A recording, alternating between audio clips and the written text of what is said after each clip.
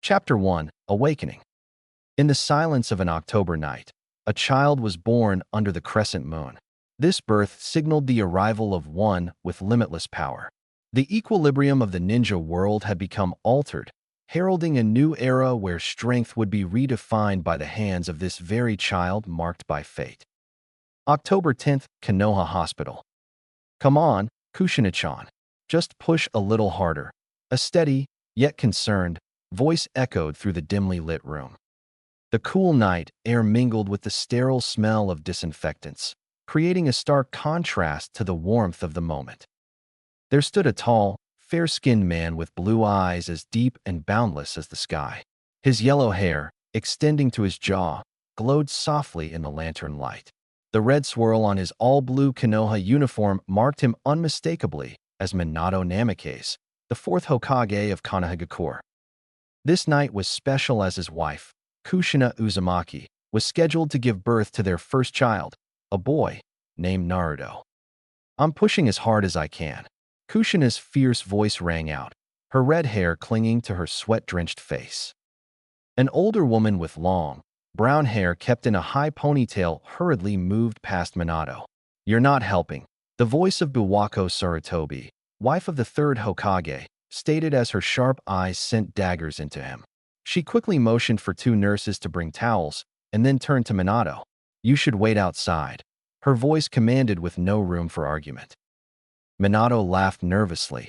Apologies, Biwako-san. I think I'll do that. He took a couple of steps back, his gaze still fixed on Kushina, his heart pounding like the drums of war. The room was thick with tension, each second stretching into eternity. If this were a normal situation, Minato would be guarding the Kyubi, nine-tailed fox, a powerful chakra beast in the form of an orange fox with 9 tails, seal placed on Kushina to prevent the beast from breaking free. But that burden had been lifted from her since the end of the Third Great Ninja War, leaving them vulnerable in a different way. Just a little further, Kushina. You're almost there, Biwako's voice softened, preparing for the arrival of their son. With a final, deep cry, Kushina brought their child into the world. The newborn's cry pierced the heavy silence, filling Minato with a profound sense of relief and joy. He rushed in, eager to hold his son, but Biwako's firm hand stopped him. The mother gets to hold him first, she said sharply, going to hand Naruto to Kushina. Minato rubbed his hand and gave a sheepish smile on his face. He can hold him first, Kushina said, her voice weak but warm. Biwako handed the baby to Minato, who cradled his son carefully. The child's snow-white hair and blue eyes, so like his own, took Minato by surprise. The chakra he sensed within the boy was dense and limitless, unlike anything he had felt before. Is the white hair natural? Minato asked, holding his son closer. The baby had stopped crying, his blue eyes wide and curious, as if taking in everything around him. Biwako was about to speak, but Kushina interrupted, her voice barely a whisper. Yes, it's a rare hair phenotype from my clan. It's considered a sign of good fortune. Minato nodded, lost in the depths of his son's eyes. This moment, this fragile piece was everything he had ever hoped for. He gently handed the baby to Kushina, who held him close, her exhaustion momentarily forgotten. Our little boy, Naruto. He's got his father's face, she murmured, tracing his tiny features with her fingers causing her son to giggle. But he's got his mother's smile, Minato added, his voice filled with pride and love. The new parents sat closely together, their hearts full, ready to face whatever the future held. Suddenly, the air grew thick and heavy. In the distance, an explosion shattered the night's calm, sending a plume of smoke and debris into the sky. A massive chakra presence loomed, its malevolent power unmistakable. Cries and screams of terror were heard across the entire village as a roar boomed over the land. Minato's eyes widened in shock as he fell upon the sight of the orange tails of the 9-tailed fox swaying in the distance from the chaos. He made contact with the beast's red eyes and could barely make out a Sharingan staring back at him. What the? He muttered, his body tensing. This shouldn't be possible. Is that the Sharingan? Did someone from the Uchiha clan put the 9 tails into a Jinjutsu? Why would they do that? Minato shook his head. I let my guard down. I should have expected something like this down the road. Quickly, a squad of ANBU materialized beside him. Hokage-sama. The village is under attack by the nine-tailed fox. What are we to do? Minato turned to see Naruto crying from the noise and shaking, with Kushina doing her best to comfort him. His heart wrenched, torn between his duty as Hokage and his duty as a father. Hokage-sama, the Yanbiyu prompted, awaiting orders. What is your command? The cries of the villagers clashed with the wails of his newborn son, each a siren call to a different aspect of his soul. At that moment, Minato felt the weight of the world on his shoulders, heavier than any jutsu he had ever wielded. Minato began, but Kushina's voice cut through his hesitation. Minato, she said, her eyes locking onto his. Protect the village. We'll be fine. Kushina. He tried to argue, his voice breaking. The words caught in his throat, a silent testament to the war raging within him. Biwako spoke up. I'll guard them, Hokage-sama. You have my word.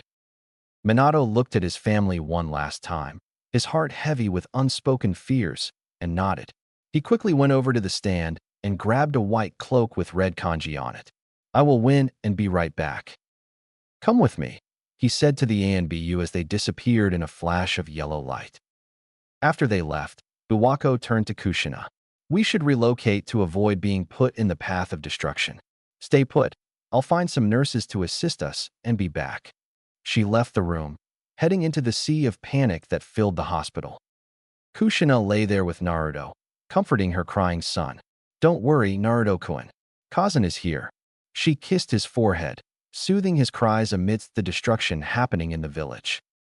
Tusan will protect us. He's strong, the strongest in the village. I have no doubt you'll be stronger than him one day, she whispered, looking into his sky-blue eyes. They were beautiful.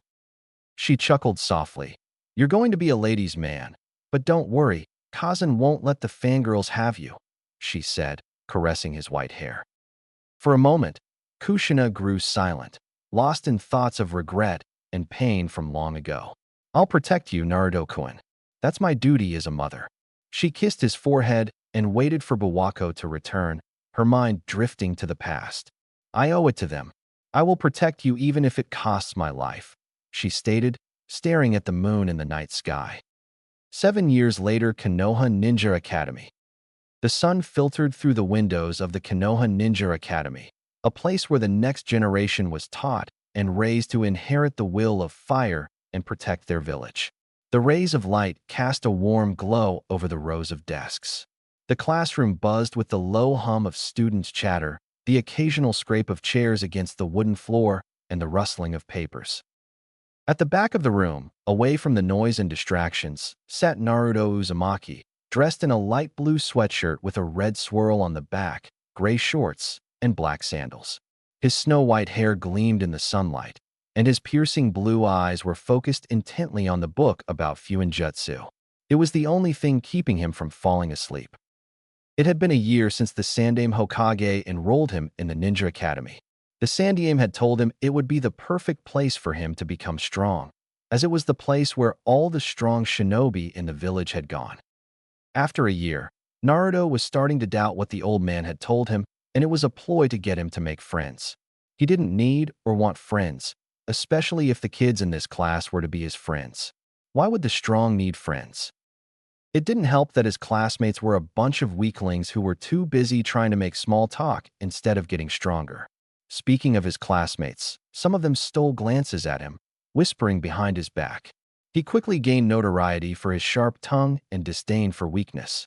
His arrogance and intelligence set him apart, making him both admired and resented. But his looks had gained him a group of fangirls, who were seated a few rows ahead, constantly giggling and darted their eyes back to him. At the front of the class, their Chunin instructor, Mizuki, scribbled an equation on the board. Naruto could hear each chalk stroke and see the white particles breaking apart. He guessed it was something to do with his eyes. They had always been special. Right now, they were doing Algebra 2 problems, specifically, factoring using the quadratic formula. He learned it from a math book he picked from when he was in the village orphanage. It didn't take long for him to understand everything about it. His eyes allowed him to process and store information very effectively compared to the regular person, plus it helped that math was his favorite subject. But due to this quick processing, certain parts of the day felt like they lasted eternity, especially this day in class. As he listened to Mizuki's voice drone on, explaining the steps to solve it, he kept his eyes glued to his book. Why would he listen to this loser especially when he was doing the problem wrong? The room was stifling, the oppressive heat of the afternoon mingling with the monotony of Mizuki's lesson. Most students were barely paying attention, their minds wandering far from algebra or any school-related subject. Mizuki finished the problem and turned around, his eyes scanning the room until he landed on Naruto. His lips curled into a malicious grin. Here was an opportunity to assert his authority and vent some of his frustration as he saw the demon was fixated on some book. "Uzumaki," he called out, his voice cutting through the classroom's murmur. "Since you seem to think you're above paying attention, why don't you solve this equation?" Naruto didn't look up from his book. He turned a page, seemingly oblivious to Mizuki's words. The classroom quieted, students turning to watch the unfolding confrontation. Mizuki's face darkened with annoyance. "Uzumaki," he barked, "pay attention when I'm talking to you." Still, Naruto ignored him. Mizuki's patience snapped as he heard a low chuckle from the boy. Grabbing a piece of chalk, he hurled it at Naruto with a quick, angry flick of his wrist. Without looking up, Naruto caught the chalk midair. The room fell silent, the students' eyes wide with shock and awe. Slowly, Naruto raised his head, his blue eyes cold and dismissive, staring deep into Mizuki's soul. "What do you want, loser?" he asked, his voice dripping with disdain. Mizuki's face flushed with embarrassment and fury. "You need to pay attention in class, Naruto," he snapped, his tone laced with sarcasm. "Maybe if you did, you wouldn't be such a disappointment. No one else is paying attention, and you call me out." Naruto's lips curled into a mocking smile. "But why should I pay attention to a wrong answer, clown? You need to learn the basics before trying to correct someone else." The class gasped, whispers spreading like wildfire. Mizuki's confusion was evident. "What are you talking about?" he demanded. Naruto closed his book with a decisive snap, stood up, and slung his bag over his shoulder. He walked down the aisle, his every step exuding confidence. The fangirls sighed and exchanged excited whispers. Reaching the front of the class, Naruto took the chalk from Mizuki's hand and turned to the board. "Here," he said, writing quickly and confidently, "is how you actually solve it." He worked through the equation, demonstrating the use of imaginary numbers to handle the negative under the square root. Within moments, he had the correct solution displayed. The classroom was silent, students and the teacher alike staring in disbelief. Naruto turned to face Mizuki with a cocky smirk on his lips. "Simple, if you know what you're doing," he said. "Next time, try not to embarrass yourself." He tossed the chalk back to Mizuki, who caught it reflexively, his face a mask of stunned anger. "This class is such a waste of time," Naruto continued, his voice carrying a bored tone. "You're just another insect trying to feel powerful. Go get a life, loser." With that, he turned and headed to the door, leaving a trail of shocked silence in his wake. Mizuki stood frozen, his humiliation rapidly morphing into a seething rage. The students watched Naruto's retreating figure, a mix of awe and resentment in their eyes. "Quit looking at me, weaklings," Naruto stated coldly as his silhouette vanished behind the door frame. Unbeknownst to Naruto, an old man watched the boy from the crystal ball on his desk. Hiruzen Sarutobi sighed as he reflected on what he witnessed. He didn't know how to talk with Naruto and help the boy overcome his arrogance. Since Naruto was kicked out of the orphanage, his worldview changed. He started viewing people in terms of strength and didn't care about their values, only how strong they were. Anyone he deemed weak would not find kindness from him. Hiruzen didn't know how, but Naruto could tell the old Kage was still strong and still listened to him occasionally. They haven't had much time to talk, mostly due to the ongoing war with Kumogakure, Hidden Cloud Village, which was hopefully nearing its end. However, he noticed Naruto would glance at him with a look of disdain from time to time. He needed to have a serious conversation with Naruto before things got out of hand and their relationship fell apart. He was about to get up and go after the boy, but then his eyes fell upon the skyscrapers of paperwork before him. Hiruzen groaned and called out to one of his A and BU guards nearby. "Cat," he summoned. Quickly, a kunoichi with long purple hair and a cat mask appeared in his office. "Yes, Hokage-sama," she spoke. "Please inform Irika that Naruto has left his class yet again," Hiruzen said. The ENBU nodded before disappearing. Hiruzen looked at the ceiling, seemingly lost in thought. "Kushina, Minato, I am sorry that I've done a poor job looking after Naruto. I wish you two were here to raise him properly. I hope you two can forgive me." As Naruto made his way from the academy gates to the training grounds, he felt the weight of countless eyes on him. Villagers stared at him, their faces twisted with contempt and fear. He caught fragments of their hushed conversations. "Monster," "demon," they called him. Naruto's jaw tightened. He could feel his blood boiling beneath his skin. "What are you staring at?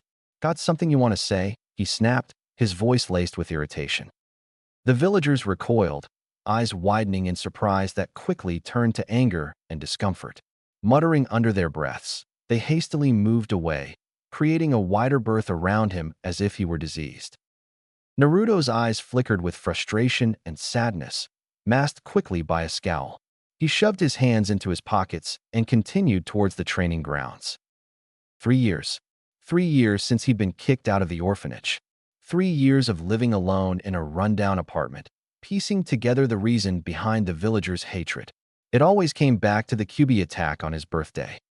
It wasn't always like this, but after his 4th birthday, a rumor started to spread of him being the reincarnation of the beast. This caused everyone to turn on him, effectively making him an outcast. Not only was that bad, but whenever he tried to buy food, clothing, or books, the store owners would glare at him. Some refused to serve him outright. Others would demand exorbitant prices. He learned quickly to avoid their shops unless necessary. Once, he had dared to enter a bakery. The warm scent of fresh bread had drawn him in, and his stomach growled in anticipation. But as he approached the counter, the baker's expression turned cold. "Get out," the man growled. Naruto was confused. "But I have money," he said, holding out a few coins. "I don't give a damn, demon. Now get the hell out." The baker's voice was like ice, and Naruto left empty-handed, his eyes glued on the baker, promising to get revenge. Even the children were taught to avoid him. Mothers would pull their kids close, whispering warnings as he walked by. He could feel their eyes on his back, feel the distance they maintained. This was back when he was naive and thought it was something he did, but eventually, he learned the truth. He knew the truth about the nine-tailed fox, that it was a beast made of chakra and couldn't be killed. The beast was probably sealed somewhere else, but it didn't make sense as to why they blamed him for the destruction. But logic didn't matter to them. Their ignorance only fueled his determination to prove them wrong. A wide grin spread across Naruto's face as he imagined a stronger version of himself, one who could make them eat their words. "I will become the strongest," he muttered. "Then I'll show them who's weak." After a few minutes of walking, Naruto arrived at Training Ground 11, an isolated field surrounded by dense trees. It had become his sanctuary, a place where he could train without interference. Naruto let his bag fall and began to stretch, feeling the burn in his muscles. Pain was the price for power, and he was willing to pay it. Most of his training came from books, scrolls, and his instincts. He relied heavily on the scrolls he borrowed from the Konoha library, honing his skills in secret. He had learned the Kage Bunshin no Jutsu, shadow clone technique, by watching a jonin perform it. He didn't particularly like the technique, viewing it as a one-trick pony. Through his training, he had discovered a unique technique. Extending his right hand, he channeled his chakra, and 3 small rocks rose from the ground to circle his fingers. His sky-blue eyes glowed with a peculiar light, a testament to his special abilities. "Nice," he murmured, smiling at the sight. But the glow quickly faded, and the rocks dropped as a throbbing pain erupted in his head. He stumbled, grabbing his temples. "Gah, these headaches are getting worse," he muttered. "I need to find a way to limit the amount of information my eyes take in." Unable to find a proper name or any history of the technique, Naruto decided to call it Mugikin no Jutsu, limitless technique. He knew he was only scratching the surface, but mastering it would take a long time. Despite his frustration and slow progress, Naruto knew the secret to progressing this technique lay in his eyes. From ancient text found in the restricted section of the Konoha library, he learned about the Rakugan, 6 eyes, a powerful Kekkai Genkai of the Uzumaki clan that hadn't been seen for over 500 years. Not only did they grant him enhanced cognitive abilities, but they also allowed him to have perfect chakra control, see chakra, understand all forms of ninjutsu, and see the techniques of other shinobi. However, the more he trained, the more strain his eyes placed on his brain. They couldn't be deactivated, and the constant influx of information was overwhelming. He closed his eyes and decided to move on from training these abilities and focus on his taijutsu and sensory skills. He began with a warm-up of 100 push-ups, 100 sit-ups, and 100 squats, followed by calisthenics. Running around the training ground, he dodged obstacles and traps he had set up. He jumped over logs, ducked under tripwires, and avoided kunai and shuriken from hidden contraptions. This secluded area of the forest was his playground, shaping him into the warrior he aimed to become. Although Naruto wanted to read his Fuinjutsu book to improve his skills, he knew it required extreme attention to detail and wasn't something readily taught, so he won't worry about it now. He thought about asking the Hokage for help, but knew the old man wouldn't give him any answers. The memory of waking up one morning to see a complex seal on his stomach and the Hokage's dismissive response echoed in his mind. "I think you're imagining things, Naruto. Don't worry about it," the old man had said. This constant lying was why Naruto stopped talking to him and trained in secret. "Whatever, screw him. I've wasted too much time thinking about dumb stuff," he concluded and returned to his training. The sound of grunting and fists hitting tree stumps was drowned out by the noise of the wind flowing past Naruto, signaling the things to come. Naruto's eyes were fixed on the cool sky above him, watching birds pass as the high sun cast a glow over the training field. His back was sprawled out on a tree branch as he let the cool August air flow past him, providing relief for his sweaty body. He was taking a quick break from his training. Naruto lifted his right hand and examined it. "Happy birthday to me," he said somberly, reflecting on how he was now 7 years old. 7 long years of being alone and orphaned. He never knew his parents. He didn't even know their names. All he knew was that they died during the Kyuubi attack protecting the village told to him by the Hokage. He felt a mix of anger, frustration, and sadness at the fact the information he received was so vague. "Why did you risk your lives for this stupid village? Why didn't you just save me?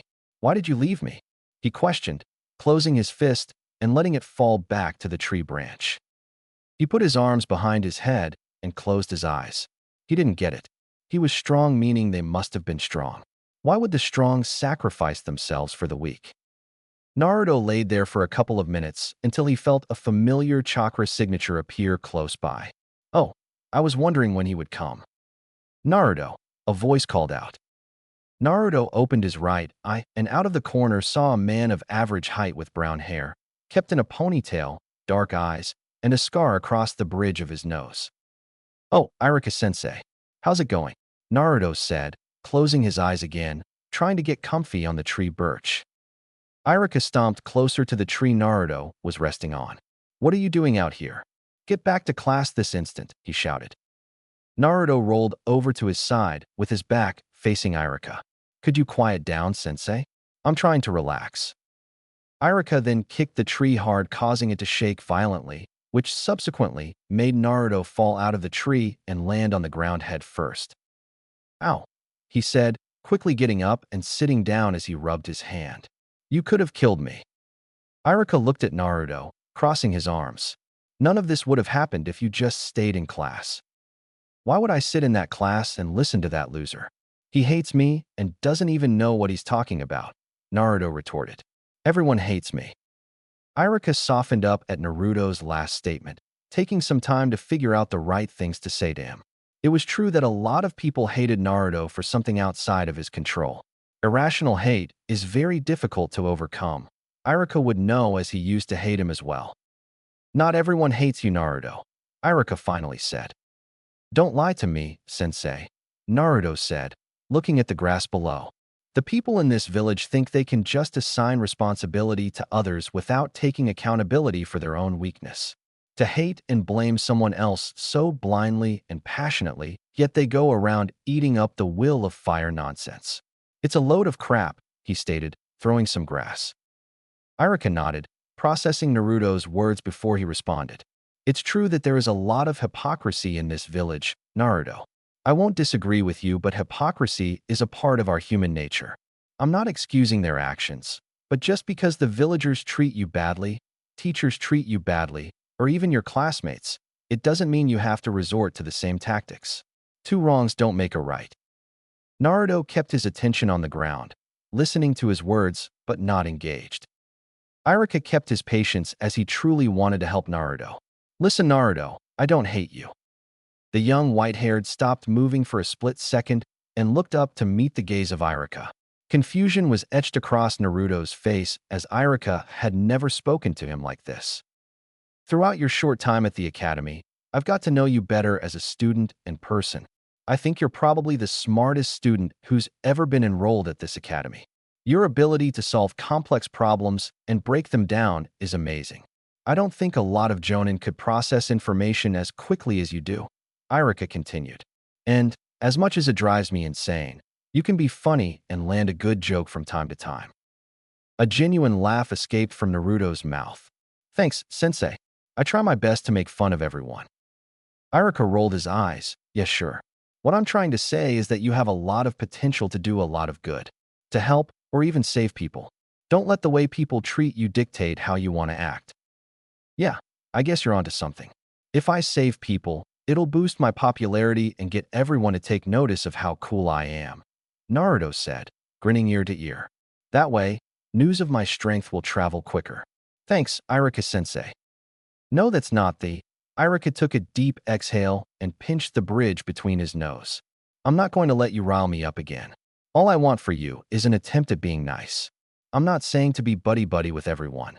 Just try to make some meaningful connections. If you genuinely don't like someone, don't force yourself to be in their presence, but it's not good to be alone. I too was an orphan, so I know the feeling. Just give it a shot. Iruka looked down at the white-haired boy with the vast and deep blue eyes. You understand me, Naruto? Naruto gave a mini salute. Yes, sensei. I'll do my best to get everyone to accept my coolness and status as the strongest. Iruka shook his head. He needs to humble himself. His arrogance may get him killed one day. Okay, let's go back to the village, he said, ruffling Naruto's wild hair. Let's say we get some ramen at Ichiraka's after school to celebrate your birthday. Naruto was surprised yet again by Iruka's kindness. He tried to fight this feeling off, but couldn't deny the affection felt nice. Thanks, sensei, he said softly and genuinely.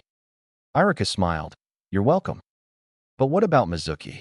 I know you said to be nice, but he's a terrible teacher and has it out for me.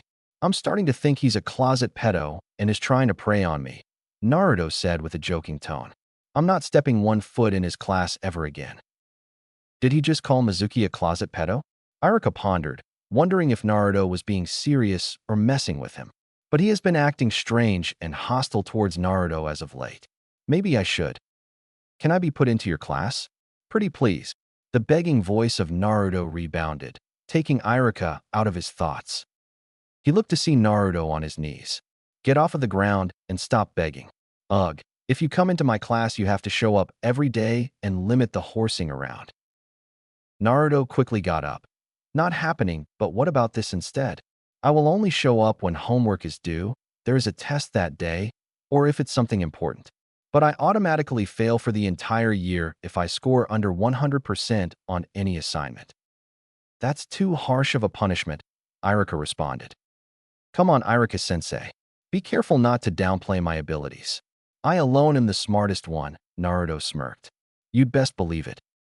Iruka looked at Naruto blankly for a few seconds while his eyelids twitched. All right, let's just go back before the academy ends. Also, you need to start being more humble. Naruto waved his comment off. My arrogance is just part of my irresistible charm.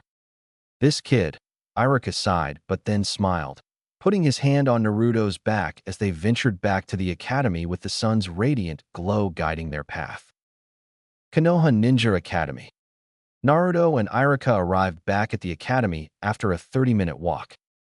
My class is out for recess.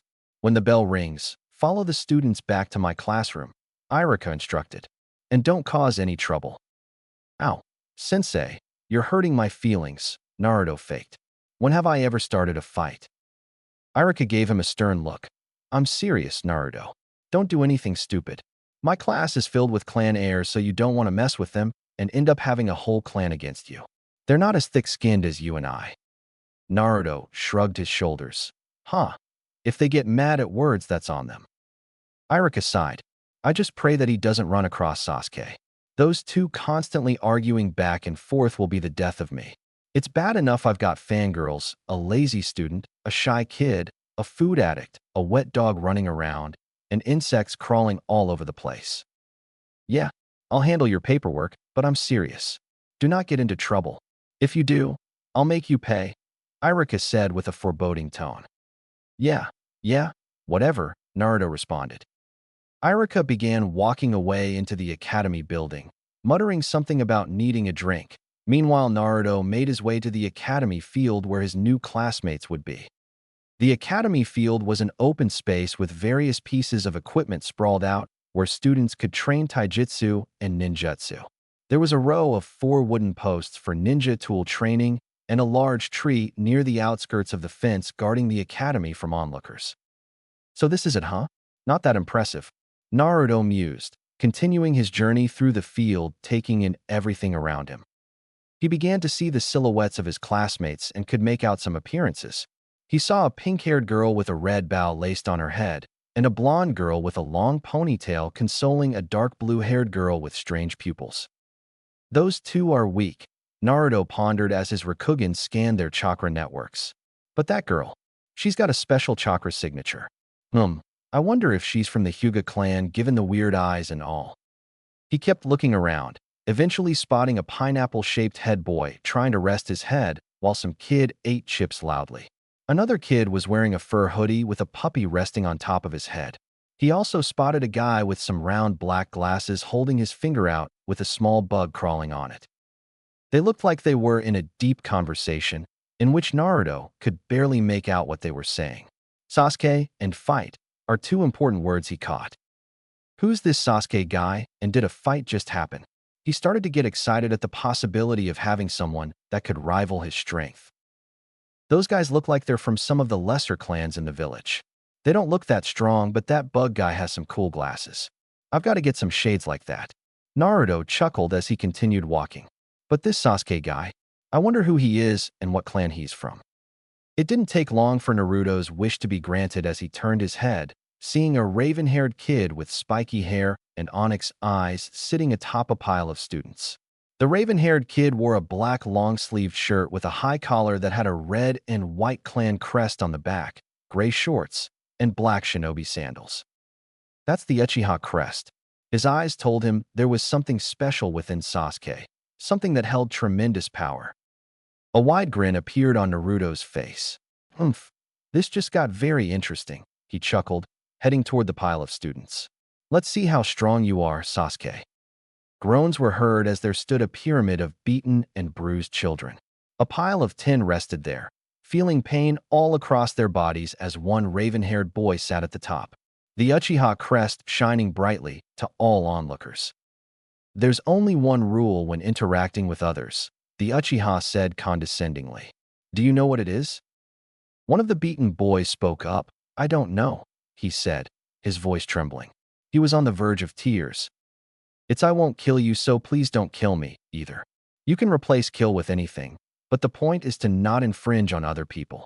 For many to exist together, they need that rule. The Uchiha got up and started walking down the pile of bodies, using them as stepping stones. He made it to level ground and headed off.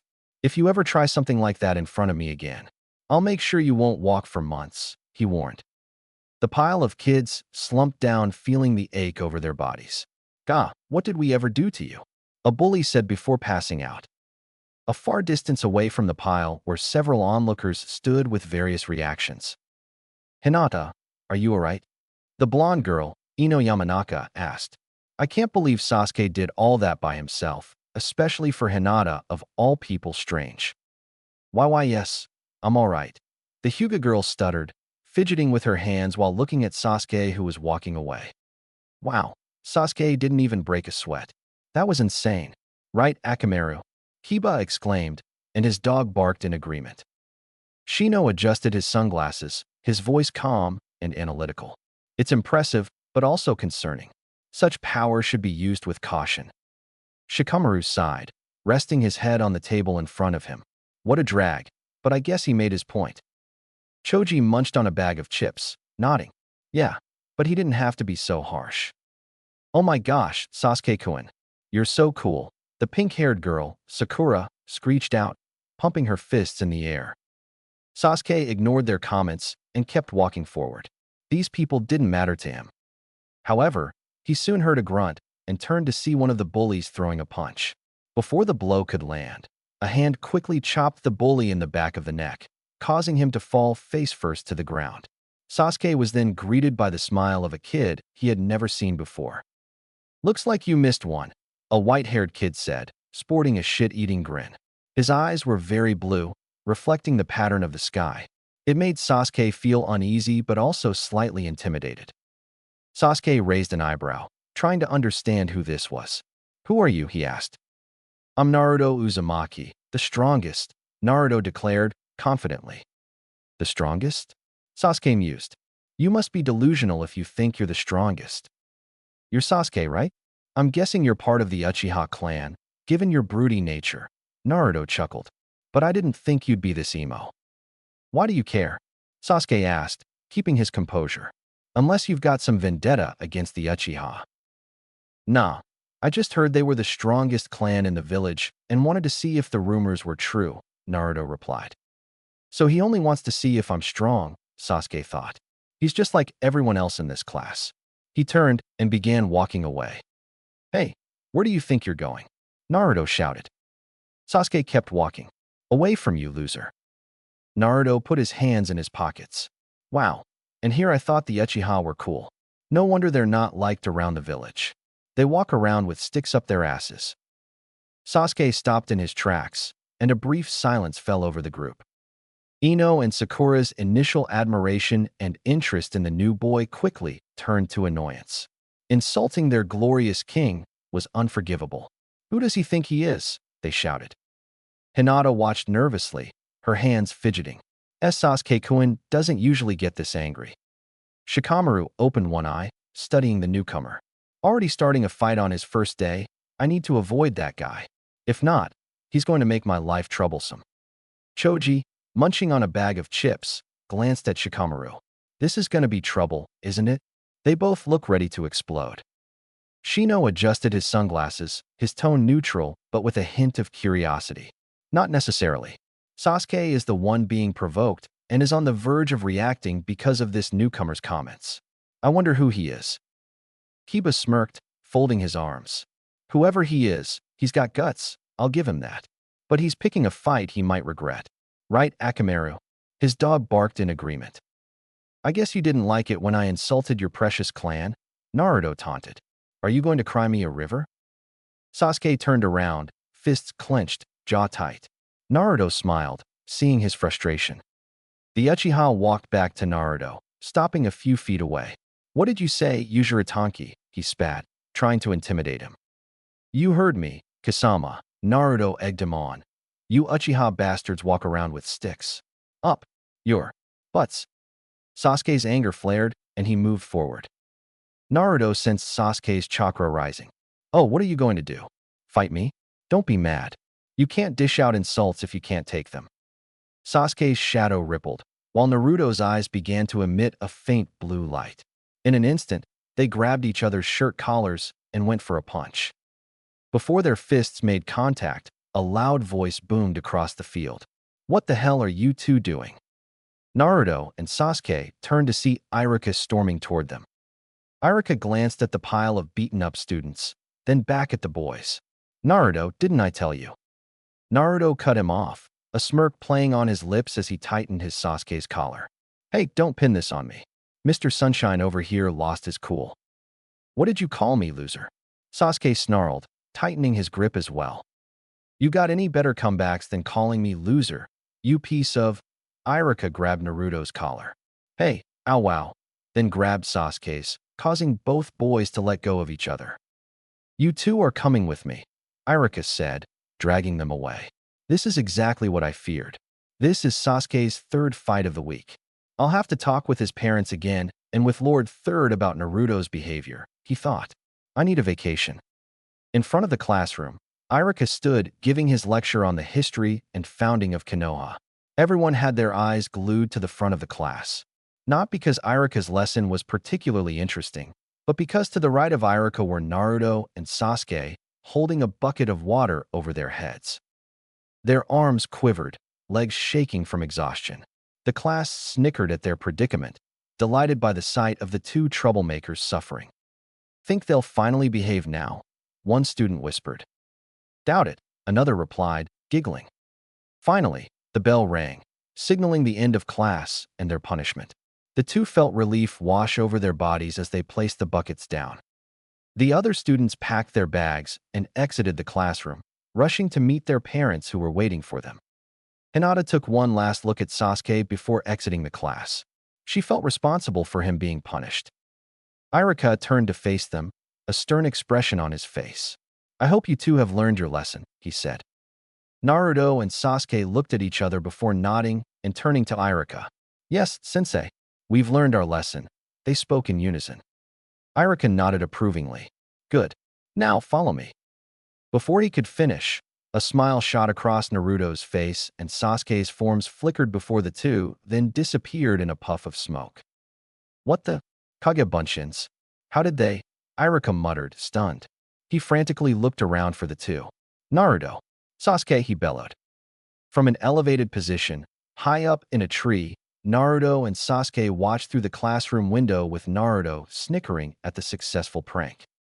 Serves him right, he said, gracefully dropping down from the tree with a grin.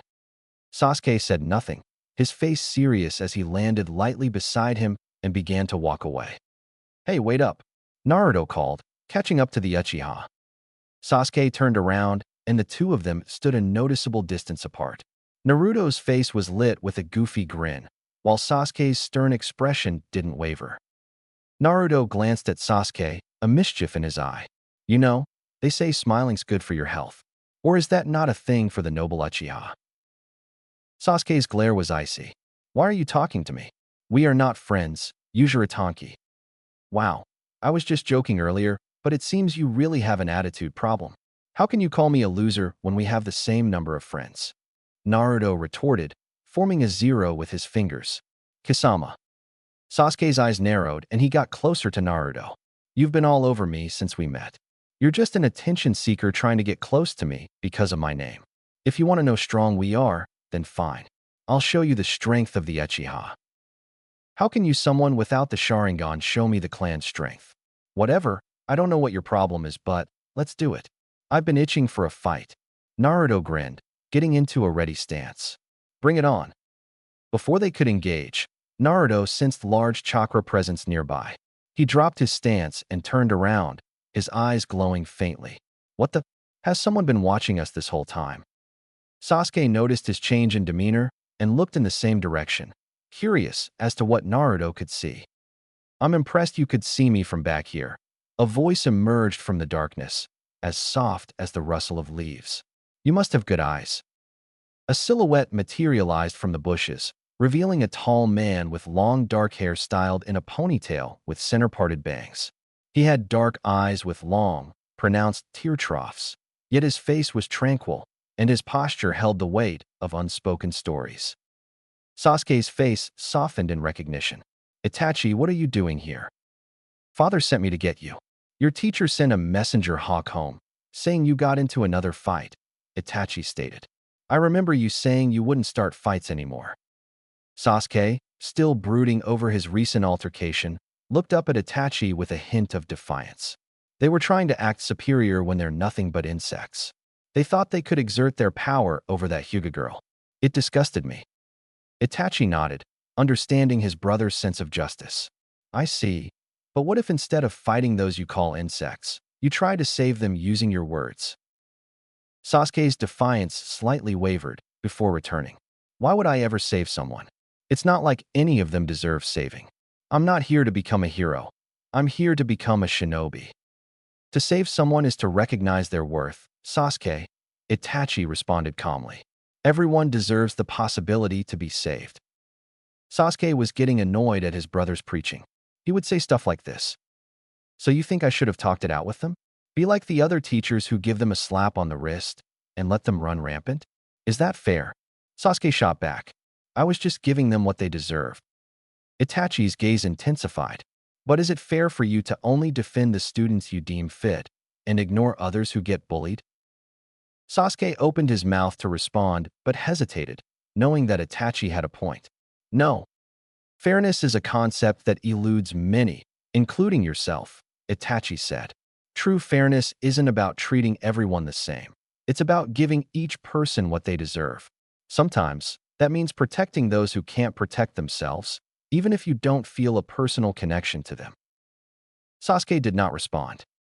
Itachi gave his brother a warm smile. Remember, Sasuke, everyone you encounter is fighting their own battle, one you may know nothing about. True strength lies in discerning when to extend a hand and when to wield a blade. And sometimes, the hardest person to save is yourself.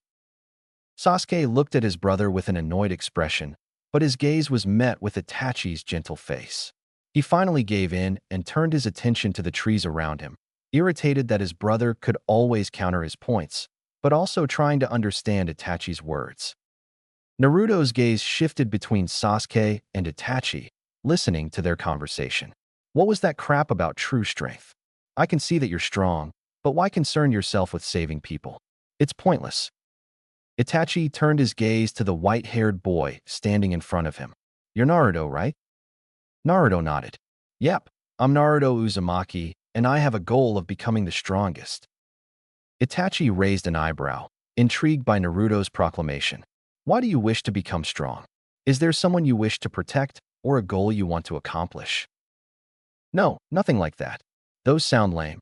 Naruto chuckled. I want to become the strongest so no one can touch. I'll be able to do anything I want and get anything I want. Is that so? Itachi questioned. Naruto crossed his arms and grinned widely. You bet.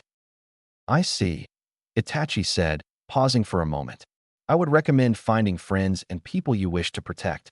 Strength can bring you power, but it can also bring isolation. Having people who care about you is far better than being strong. Naruto scoffed. Friends are overrated. They just slow you down, ask for stuff, and pester you. I don't need to do anything for anyone besides myself. If someone's in pain, they can handle it. If they need help, they can help themselves. Without strength, you can't protect anything, let alone yourself. Itachi took a long silence before responding.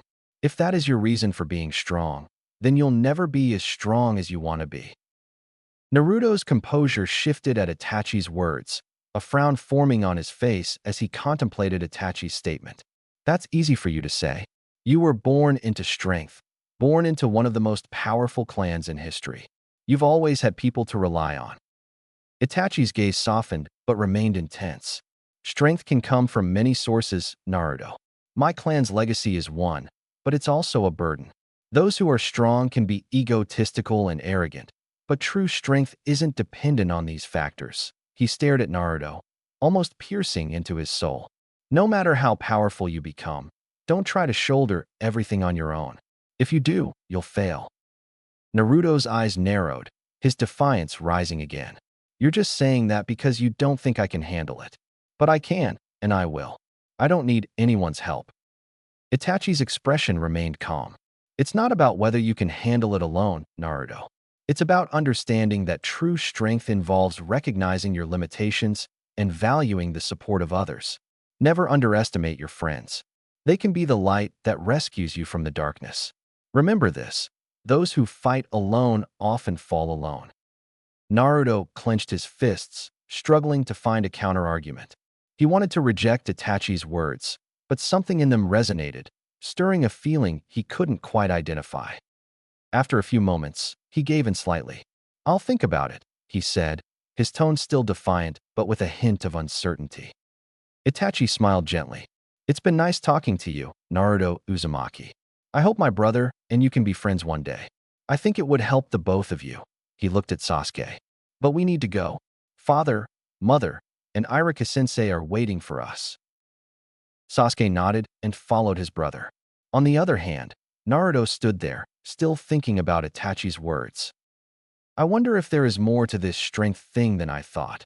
Naruto pondered, still unconvinced by Itachi's words, but felt conflict brewing in his mind. It would be nice to have someone there for me. He put his hands in his pockets and headed off to the academy training field. It would help him get his thoughts in order. Where do you think you're going? Sasuke called after him. I'm going to train, Naruto replied without turning around. You and your family have to speak with Sensei, Sasuke reminded him. Naruto paused, his back still facing them. Unlike you, I have no family. My parents are dead. He raised a hand. I'll see ya, he said, continuing to walk away. Sasuke watched him, shock and confusion evident on his face. What is up with that guy? And why do you say you hoped he and I would be friends? Itachi placed a hand on Sasuke's shoulder. People are often more than they seem, Sasuke. Remember that, he said, guiding his brother back towards the academy. And I meant what I said. I believe you two could help each other. What? I can tell you find him interesting given you speaking with him for that long. But he and I are nothing alike, Sasuke stated. Itachi looked at the trees around them. I wouldn't be so sure. You have more in common than you think. As they walked inside, Sasuke couldn't help but reflect on Itachi's words and his exchange with Naruto.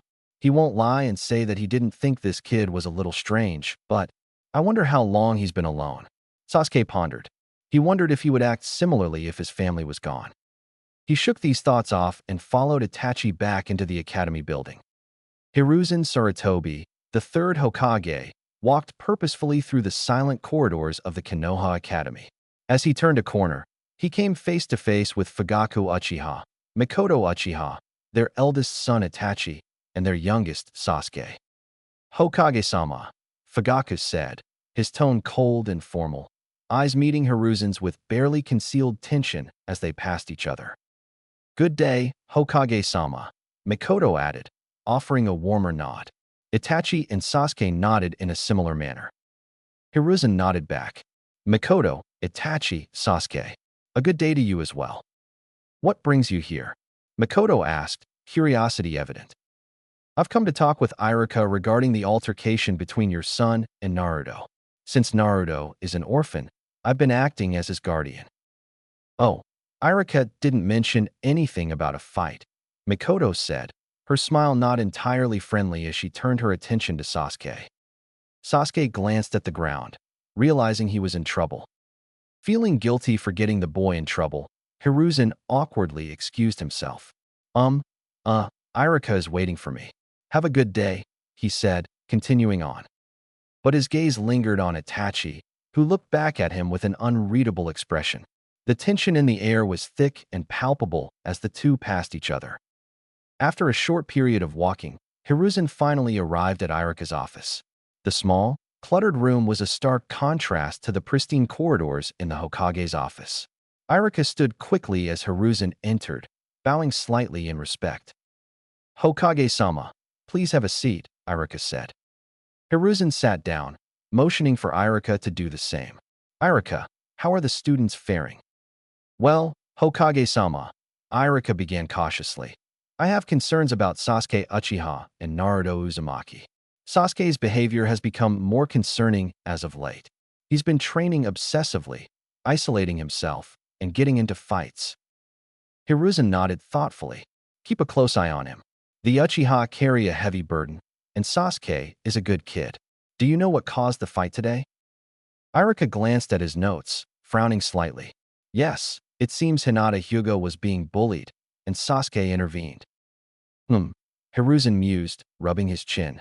Boys often feel a strong desire to protect girls from a young age. What about Naruto? Iruka sighed deeply. As for Naruto, he's been more disruptive than usual, particularly towards others. It's been difficult to guide him, and there's also his ongoing conflict with Mizuki. Oh, Mizuki? Hiruzen prompted. I remember you were close when you were younger. He, too, lost his parents in the Nine-Tails attack. Yes, Irika said somberly, but he's been extremely hostile towards Naruto lately. I've tried to handle it privately, but Mizuki ignored my concerns.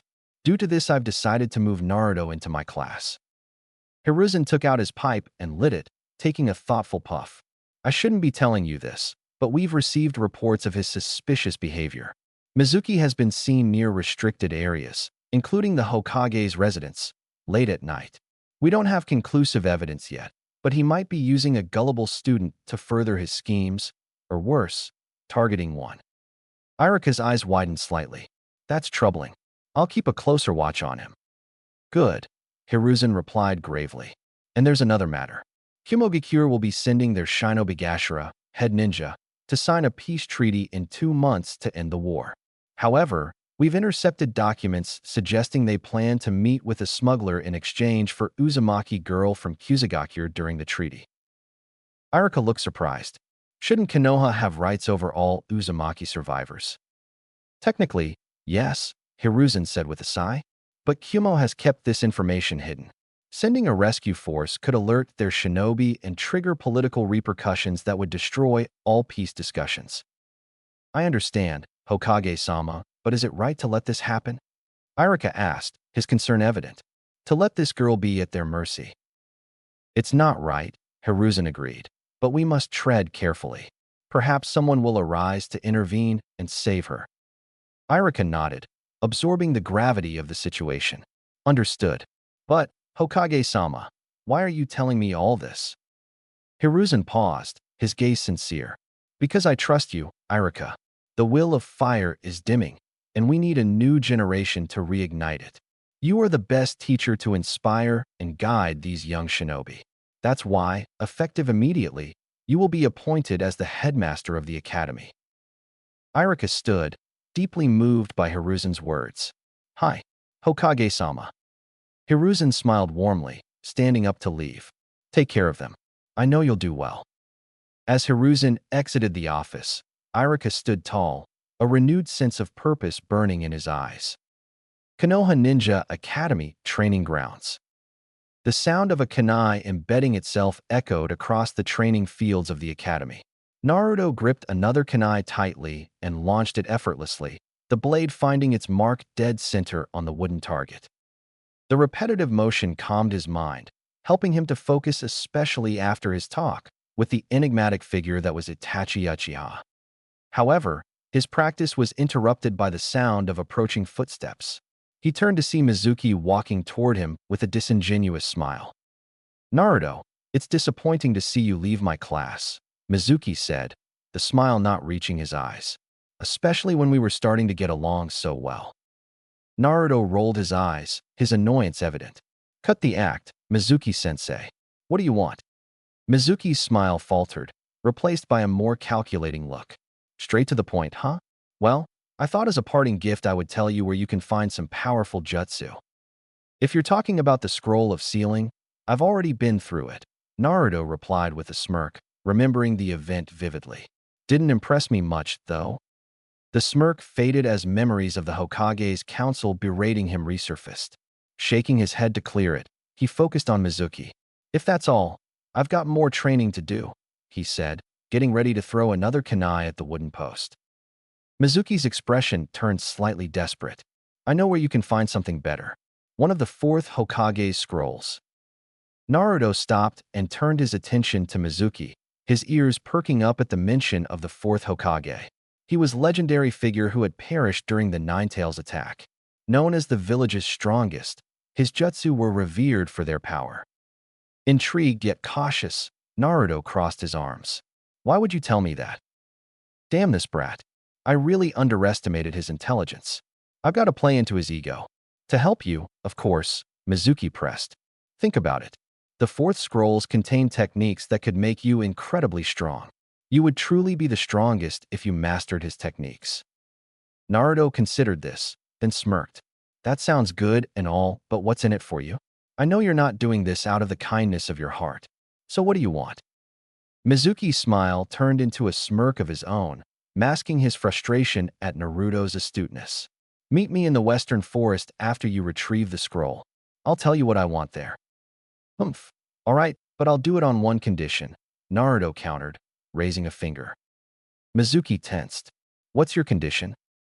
Naruto leaned forward, his gaze intense. Tell me what happened to the Nine Tails after it attacked the village. Caught off guard, Mizuki blinked. You want to know about the Nine Tails? Yeah. What happened to it after it attacked the village? I know it wasn't killed. Naruto pressed, watching Mizuki closely. That would significantly weaken the village and doubt the higher-ups would have the balls to do that. Mizuki hesitated, but then flashed a wide and malicious smile. All right, I'll tell you what I know. But first, you have to get that scroll. He could be a lot more discreet. Naruto pretended to think it over. Fine, but you'd better not be lying. Mizuki nodded. I won't. You have my word. But you need to act quickly. The scroll is currently in Hokage's residence before it's taken to the capital tomorrow morning. It has the kanji for 4 on it. Naruto nodded and Mizuki vanished in a swirl of leaves. Naruto waited until he couldn't feel Mizuki's chakra signature anywhere nearby. This guy is an idiot, but this scroll stuff might be worth it. Especially since the fourth used Fuinjutsu in combat, which is extremely rare, he pondered. Mizuki is hiding something. I'm guessing he's going to try and take the scroll for himself and kill me or something. I'll set a trap and wait until after he tells me what happened to the Nine Tails to spring it.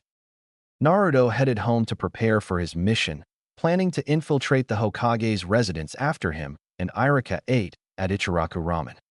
The sun disappeared, and night settled over Konoha, accompanied only by the distant calls of owls and crickets. The moon cast its bright glow upon the village, but its watchful gaze fell upon Naruto as he leaped from rooftop to rooftop, making his way stealthily toward the Hokage residence. Arriving near the academy, Naruto paused to survey his surroundings. The Hokage's residence was nearby, and the area seemed quiet and undisturbed. His eyes, faintly emitting a blue glow, scanned the vicinity. Doesn't look like the old man's using his spying jutsu tonight, Naruto muttered to himself. That makes this a lot easier. With the coast seemingly clear, Naruto swiftly traversed the training grounds, his movements silent and calculated. Approaching the Hokage's residence, he located a slightly cracked window and slipped through it with practiced agility. He landed gracefully on the polished wooden floor inside the enigmatic building. Looking up, Naruto saw the portraits of each Hokage hanging on the walls. To his left was a man with tan skin, long dark hair, and warm, powerful eyes. Beside him, a figure with white hair, red eyes, and 3 distinctive red markings across his face. Next, a younger version of the current Hokage, recognizable despite the years. Lastly, a man with spiky yellow hair and large blue eyes stared back at Naruto from his portrait. So, that's the first, second, the old man, and the fourth. Naruto crept closer to the portraits to get a better look. Hashirama Senju, Tobarama Senju, Hiruzen Sarutobi, and Minato Namikaze, he read silently. Naruto's gaze lingered on the portrait of the fourth Hokage. He felt an inexplicable connection with him. It was strange. The feeling intensified as he realized they shared a striking resemblance, similar bone structure and eyes, with only the hair color being different. What is this feeling? Naruto pondered, reaching out instinctively. But a new presence approaching snapped him back to the task at hand. I got sidetracked. I need to find that scroll. Refocusing, Naruto scanned the room meticulously, searching for the scroll Mizuki had mentioned. After a brief search, he located it. Security here is terrible. Anyone could walk in and take whatever they want. With the scroll now in his possession, Naruto swiftly performed the hand sign for Kage Bunshin no Jutsu. A perfect replica of himself materialized in a puff of smoke.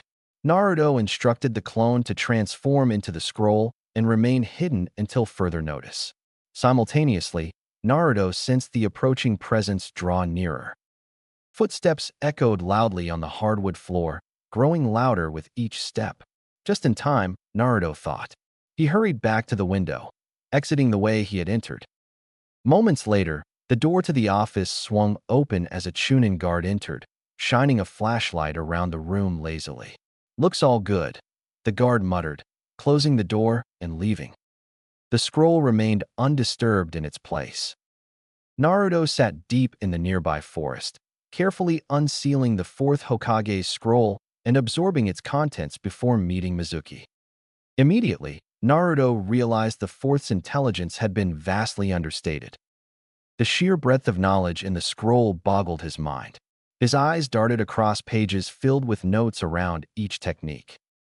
"I've struck gold," Naruto mused as he laid eyes on the Rasengan and the Hiraishin no Jutsu, flying Raijin Jutsu. The Rasengan utilizes principles of rotation, power, and containment, he read aloud. Naruto's mind raced. The user molds chakra, converging it into one palm to swirl together. Advanced chakra control isn't an issue, but converging it to a single point. His Mukujin no Jutsu heavily relied on mathematical and scientific concepts, particularly the concept of infinity. It allowed him to create natural negative numbers and apply them to himself and other objects, allowing him bending and distorting space-time. What if I tried to apply the convergence or divergence of infinity? Naruto trailed off, realizing a new opportunity. I'll revisit this later. Naruto pushed his thoughts aside and continued to read the notes on the Rasengan. This technique draws inspiration from the Bijidama, tailed beast bomb. I had to devise a technique after facing two powerful Jinchuriki. Instead of the usual 8-to-2 negative to positive chakra ratio, this technique employs negative chakra. Why is that? He paused to ponder. Perhaps positive chakra is rare. I wonder what happens with a 1-to-1 ratio. But what's this? He scanned further down the scroll. Kushina-chan was the one who came up with the name. I have to get stronger to protect her from this war. Naruto lowered the scroll, puzzled. Who is this Kushina? His wife, sister, or mother? Why did the fourth want to protect her? He shrugged, moving on to the Hiraishin. The Hiraishin is a space-time ninjutsu that creates a wormhole for rapid travel. You need to tag your target with a seal before teleporting, Naruto groaned, realizing his lacking Fuinjutsu skills. I'll come back to this later. He left more notes on Fuinjutsu that should help. Naruto glanced up, noticing the moon had moved across the night sky. I should wrap this up and deal with Mizuki so I can get back to training, especially with this. Suddenly, a rustle in the bushes caught his attention, but he remained unfazed as a clone emerged, holding another scroll. You better have finished copying everything in it. I need him to believe it's the real thing, Naruto said. Yeah, cool your jets. It's all in here, the clone responded. Even the little surprise for our former teacher. It's going to be quite the show. Naruto and his clone exchanged a smile. All right, time to go, Naruto said, about to reseal the fourth Hokage's scroll when something caught his eye. Near the Fuinjutsu section, a different handwriting stood out. Naruto's Rakugan helped him discern it belonged to a woman from the strokes and cleanliness of the kanji. The note read something about, if you see this, I'm waiting for you in the shower, with a heart drawn. Did that Kushina woman write this? I guess this confirms they were lovers, as it would be pretty weird for a sister or mom to write this. Naruto muttered, feeling a mix of surprise and uncomfort. He shook his head and shivered, trying to shake this weird feeling off. Naruto continued to read further and came across a section labeled Uzumaki Sealing Techniques. Reaper Death Seal, a Daminate Sealing Barrier for symbol seals, and 8-trigram seal. These are techniques used by the Uzumaki. So she was not only the lover of the fourth Hokage, but an Uzumaki as well. I remember reading that the Uzumaki were close allies to the village. They were powerful due to their mastery at Fuinjutsu and large chakra reserves. That's most likely why a lot of the clan members were chosen to be Jinchuriki. I wonder if she was a Jinchuriki. Naruto pondered. This makes me look like a hypocrite when I was talking to Itachi, since I'm a part of the clan as well. Hey, can you stop thinking so loud? Your thoughts are practically shouting, the clone teased. Oh right, Naruto said sheepishly. I wonder how many Uzumaki are left. His clone crossed his arms, getting impatient. Not many, as they were subsequently destroyed in the Second Great Ninja War, causing the clan to be you're missing something important. That being, Naruto asked, curiously. Come on, boss. Thought you were supposed to be the smartest, the clone teased. Naruto's eyelid twitched at his clone's behavior. Is this how other people see me? He mused. The clone put a finger to his temple. Think about it. We look like the fourth Hokage, and we have the Uzumaki clan name. What another Uzumakis have been recorded in this village? Realization flashed across Naruto's face, and at that moment, he felt his stomach turn and body shake, giving the threat of collapse. Yo, are you good? The clone called out, seeing Naruto stagger. Naruto blinked a couple of times and regained his balance. Yeah, I'll be fine. Just take the original back to the apartment. I'll deal with Mizuki. The clone nodded and left, leaving Naruto with the replica tightened his grip around the scroll, his emotions in a whirlwind. He was the fourth Hokage's son, born of Kushina Uzumaki. Memories from childhood clicked into place, constant surveillance, confinement to the village, and leniency for certain actions. But this didn't make him feel better as he started to get more angry as he thought about his treatment in this village. Everyone loved the Yondaime, but hated him. However, his mind soon with the image of the Hokage, the man who had constantly lied to him his entire life, always downplaying his perception and never being honest with him. He didn't get why he didn't just tell him. It wasn't like they looked significantly different. There would be no harm in telling him who his parents were. You old fool, he snarled, clenching his fist, but then calmed himself. Taking a deep exhale, he still needed to deal with Mizuki before he went after the old man. With his mind refocused, he ventured off to the spot Mizuki had instructed him to meet. Although he was focused on his next task, Naruto's feelings were all over the place. He was happy and glad to know who his parents were, but at the same time he felt hurt.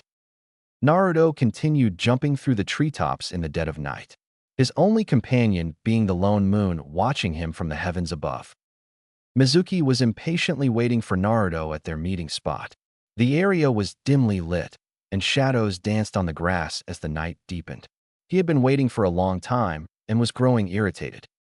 A foot was heard touching the ground from behind as Mizuki swirled his head around, meeting the gaze of a, surprisingly, straight-faced Naruto. I knew you would come, Mizuki said with a sly grin. I see you've gotten the scroll. I'll tell you the truth about the Nine Tails, but first I'll you what I want. You want the scroll, right?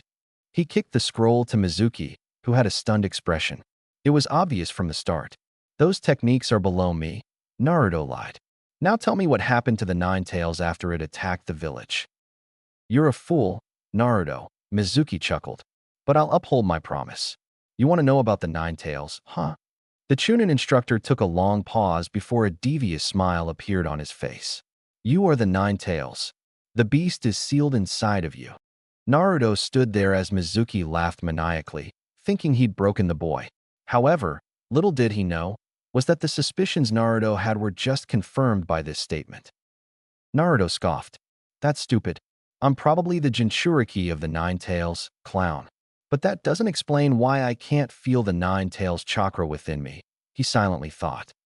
Mizuki smirked, his eyes glinting with malice. Whatever, you're nothing but a failure. But I can't leave just yet.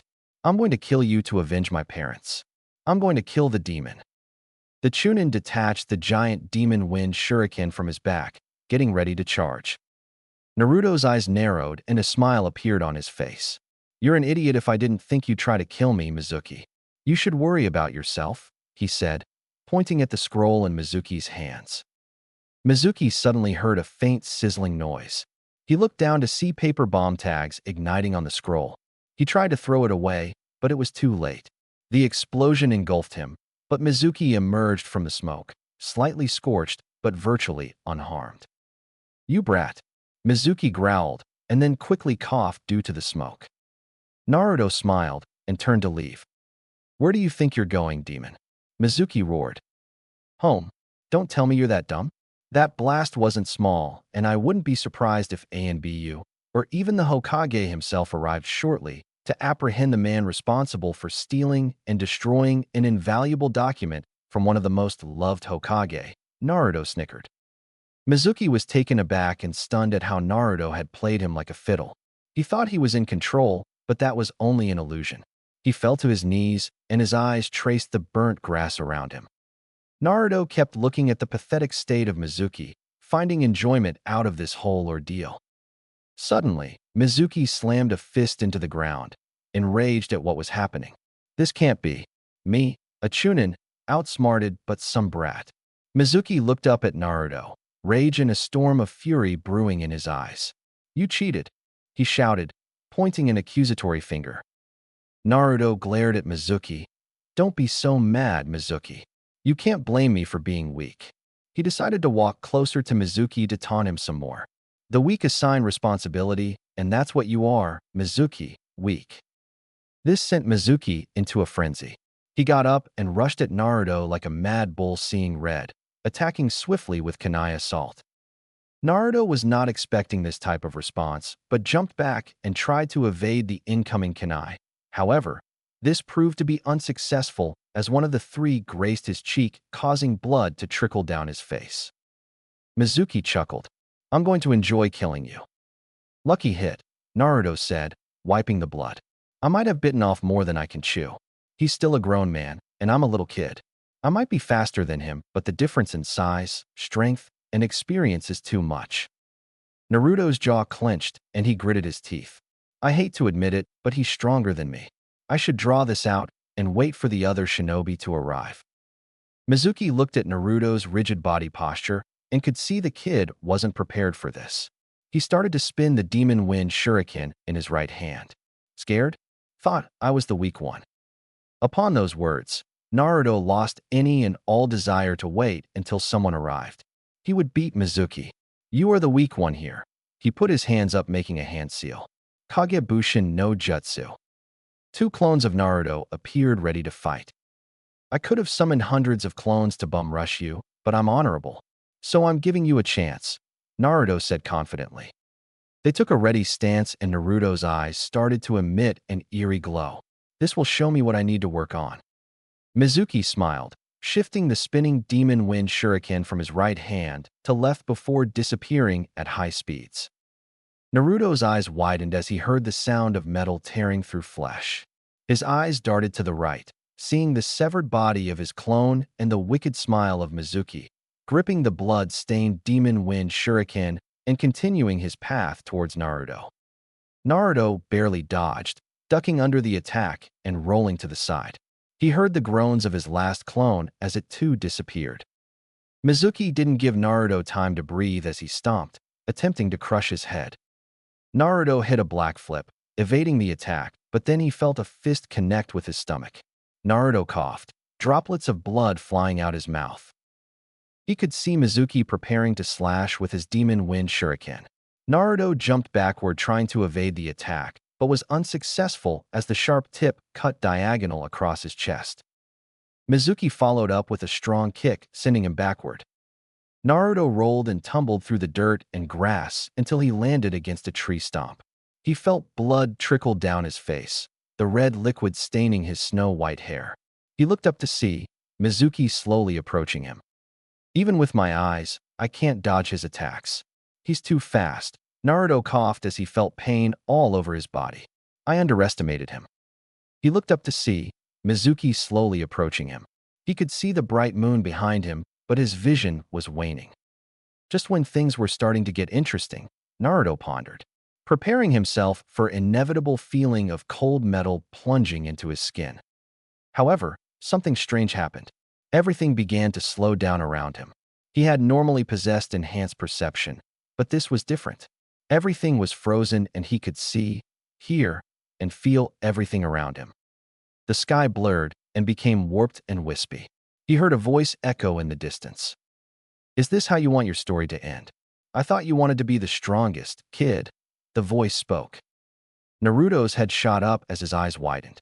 Before him saw a middle-aged man with long white hair, his fringes just reaching his eyes. He had a scar on the right side of his lip and wore a dark-colored haori. The old man had a stature that radiated confidence, dominance, and power. "Who are you?" Naruto croaked, unsure if this was reality or just a pre-death hallucination. The man laughed, before crossing his arms and shaking his hand. "I'm your ancestor, Michizane Sugawara, but that doesn't matter right now. I remember hearing you say that you would become the strongest. That should be pretty easy as you have my Rakugan and Mugiken no Jutsu." So I got their names right, Naruto thought. "I don't know if you can tell, but I'm about to die." Michizane waved his comment off. "Death is overrated. But you've got the strength to beat this guy. even in your tiny body. You have the power to defeat anyone. You could be stronger than me." Naruto felt a newfound sense of resurgence. He could feel the immense chakra of his ancestor, and if he said he was strong, then it must be true. His lips turned into a smirk. Michizane smirked as well, seeing the kid's newfound sense of strength. "Imagine a stronger version of yourself. Be greater. Don't rely on anyone for anything." He started to fade anyway. And lastly, make sure to look cool. Color returned to the world as a new and bright glow radiated from his eyes. Mizuki slightly faltered, feeling the new chakra radiating from Naruto. What is this feeling? He pondered, but then quickly regained his composure and continued his advance to the injured child. He reached Naruto's crouched position, holding his demon wind shuriken, ready to end the boy's life. But at the moment he went to finish Naruto, he saw the boy's lone left starting at him. Mizuki felt terror and unease wash over his body as Naruto immediately vanished from his slumped position. Where did he? Behind you. Mizuki turned to see Naruto with his right hand extended and palm upward. "You thought you could kill me," Naruto said, his voice erratically and full of laughter. "I should be thanking you. Due to you, I've now ascended." What is he talking about? Mizuki mumbled up his breath. "It doesn't matter. I'll kill you," he shouted, lunging forward. But unknown to Mizuki, this battle was already over. Mizuki moved in slow motion from Naruto's view. Naruto could see how sloppy and undisciplined he was. The concept of infinity exists everywhere. I just have to apply it. Blue light started to illuminate from his palm. "Ao blue," he stated. A unseen force enveloped Mizuki as he felt his arms and legs contort.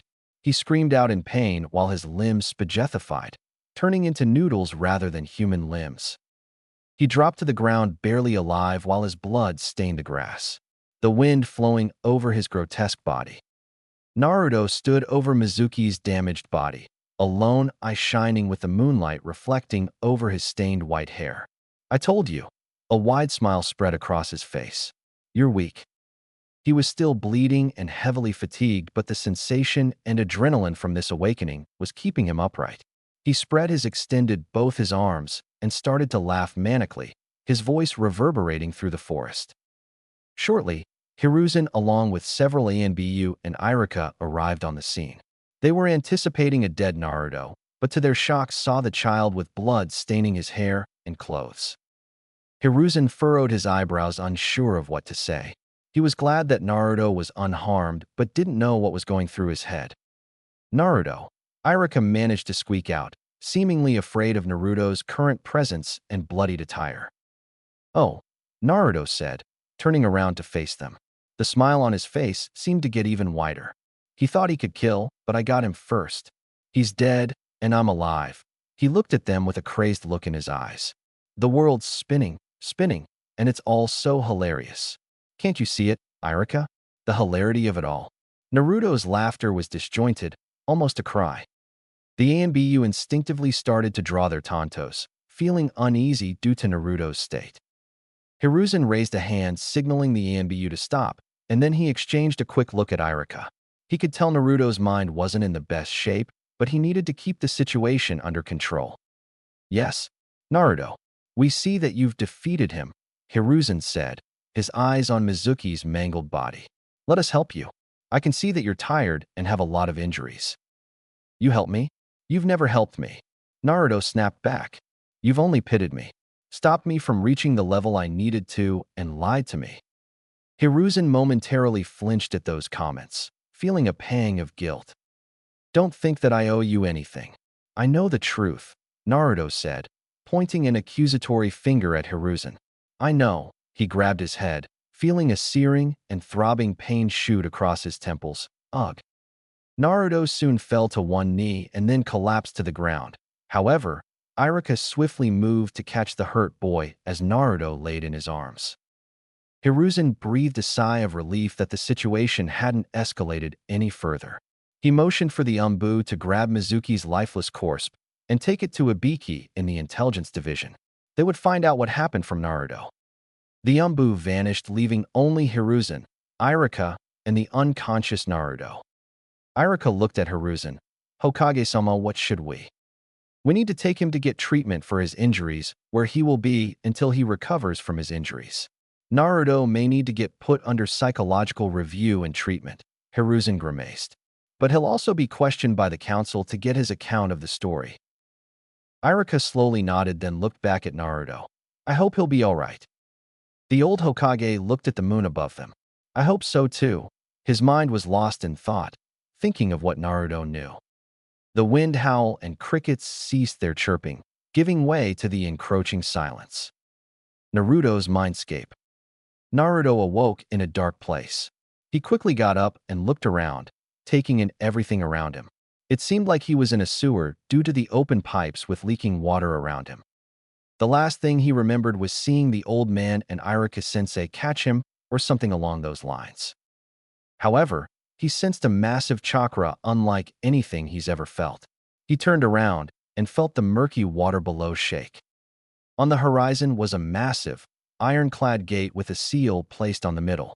Naruto walked forward, getting closer to the gate until he saw a gigantic red-orange fox with black fur around its eyes. The fox was resting its head on its forearms as 9 tails swooshed around behind it. Oh, so you're the big bad demon fox that everyone seems to hate, Naruto said, breaking the 9 tails out of its slumber. The massive beast grumbled and then opened its eyes, staring at Naruto with its black slit pupils and red irises. So, the jailer finally meets his prisoner. What do you desire, human? The beast snarled, its voice deep and menacing. It must be power. All you humans crave it. Naruto chuckled, walking forward toward the beast. A normal person would head the other way, but Naruto wasn't normal. He also felt as if there was more to the 9 tails than meets the eye. You're right on me wanting power, but I don't want yours, Naruto said with a serious tone. Well, as serious as 7-year-old could be. The 9 tails' face seemed to be one of genuine shock and surprise as the beast stared into Naruto's blue eyes. Silence filled the space until the beast finally spoke. Those eyes. Ah, I see. I can see the blood of Michizane Sugawara, the progenitor of the Uzumaki, following through your veins. He too possessed the eyes and power within yourself. The 9 tails stated with a reflective tone. Ah, so you know him too? Naruto asked curiously. Although he met his ancestor, he didn't know much about him. But I thought the Uzumaki had origins from the Senju. Yes, unfortunately, but Michizane existed during the time of the Rakuto Sannin, Sage of 6 Paths, and fought alongside him. The Kyuubi responded. As for the Uzumaki, they didn't become a clan until Michizane slept with a descendant of the Rakuto Sennin's youngest son, but that's a story for another time. But brat, if do not want anything else, then leave. The 9 tails closed its eyes again, ready to re-enter slumber. Wait, you can't just go to sleep when it was getting interesting, Naruto exclaimed. Also, you're pretty rude for not asking my name. I already know your name, Naruto. The beast spoke with its eyes still closed. I knew of you before you were even conceived. I was sealed inside of your mother before being put inside of you. So she was the Jinchuriki before me, Naruto pondered. So you were inside of her when I was born? The 9 tails was silent before answering. No, I was not. I remember her going to Kirigakure in the 3rd Great Ninja War then. Nothing. I then remember being in this village and being sealed by the 4th Hokage. I remember her speaking to your father about names and choosing name because of a book or something. The beast then opened one eye and narrowed it at Naruto. Now leave. Naruto could see the beast was irritated, but he couldn't leave just now. Not when he finally found someone who was honest with him. Dang it. I need to think of something fast, he thought, his mind racing for a solution. In a few moments, a thought popped into his head. He started to remember what he learned about Jinchuriki. When a human vessel is chosen to host a Biju, the 2 chakras mix, making their lives interconnected. If the vessel dies, the Biju will die as well. Well, they'll have no form for 7 years. They can't permanently die. Meanwhile, the 9 tails waited for the presence of Naruto to leave the mindscape, but to its annoyance, it never happened. After some moments, it opened its eyes to see Naruto sitting on his snout with a grin. I've got an offer for you, Kitsune-chan. The 9 tails narrowed its eyes and gave a menacing glare. Do not call me that again, or I'll devour your soul, it said threateningly. And what could you possibly offer me? Naruto gave a nervous laugh, brushing his threat aside. Oh, come on, Kitsune-chan. Don't be like that. And plus, it's not like I know your name or anything, so I had to be creative. I think it suits you. But what I can offer you is something you won't refuse. The Ninetales looked at him with intrigue. What would that be, human? Naruto stood up. I can give you freedom. And in exchange, you tell me about my parents, your history, and the history of the world. Sounds like a decent deal, right? The QB got serious at that last statement, curiosity and hope flashing across its face, but quickly shook it off. You lie? If you free me, you shall perish. Naruto shook his index finger. I don't think so, he said. Due to my eyes, my chakra control is perfect and is always balanced. What this means for you and I is that my eyes have stopped our chakras from mixing. He waited before continuing to add weight to his words to get the Ninetales to listen. He studied the creature's expression flickering back and forth. Naruto could tell his words were getting to the beast. You're lucky that I was born with these eyes. If not, you would have been stuck with me until death.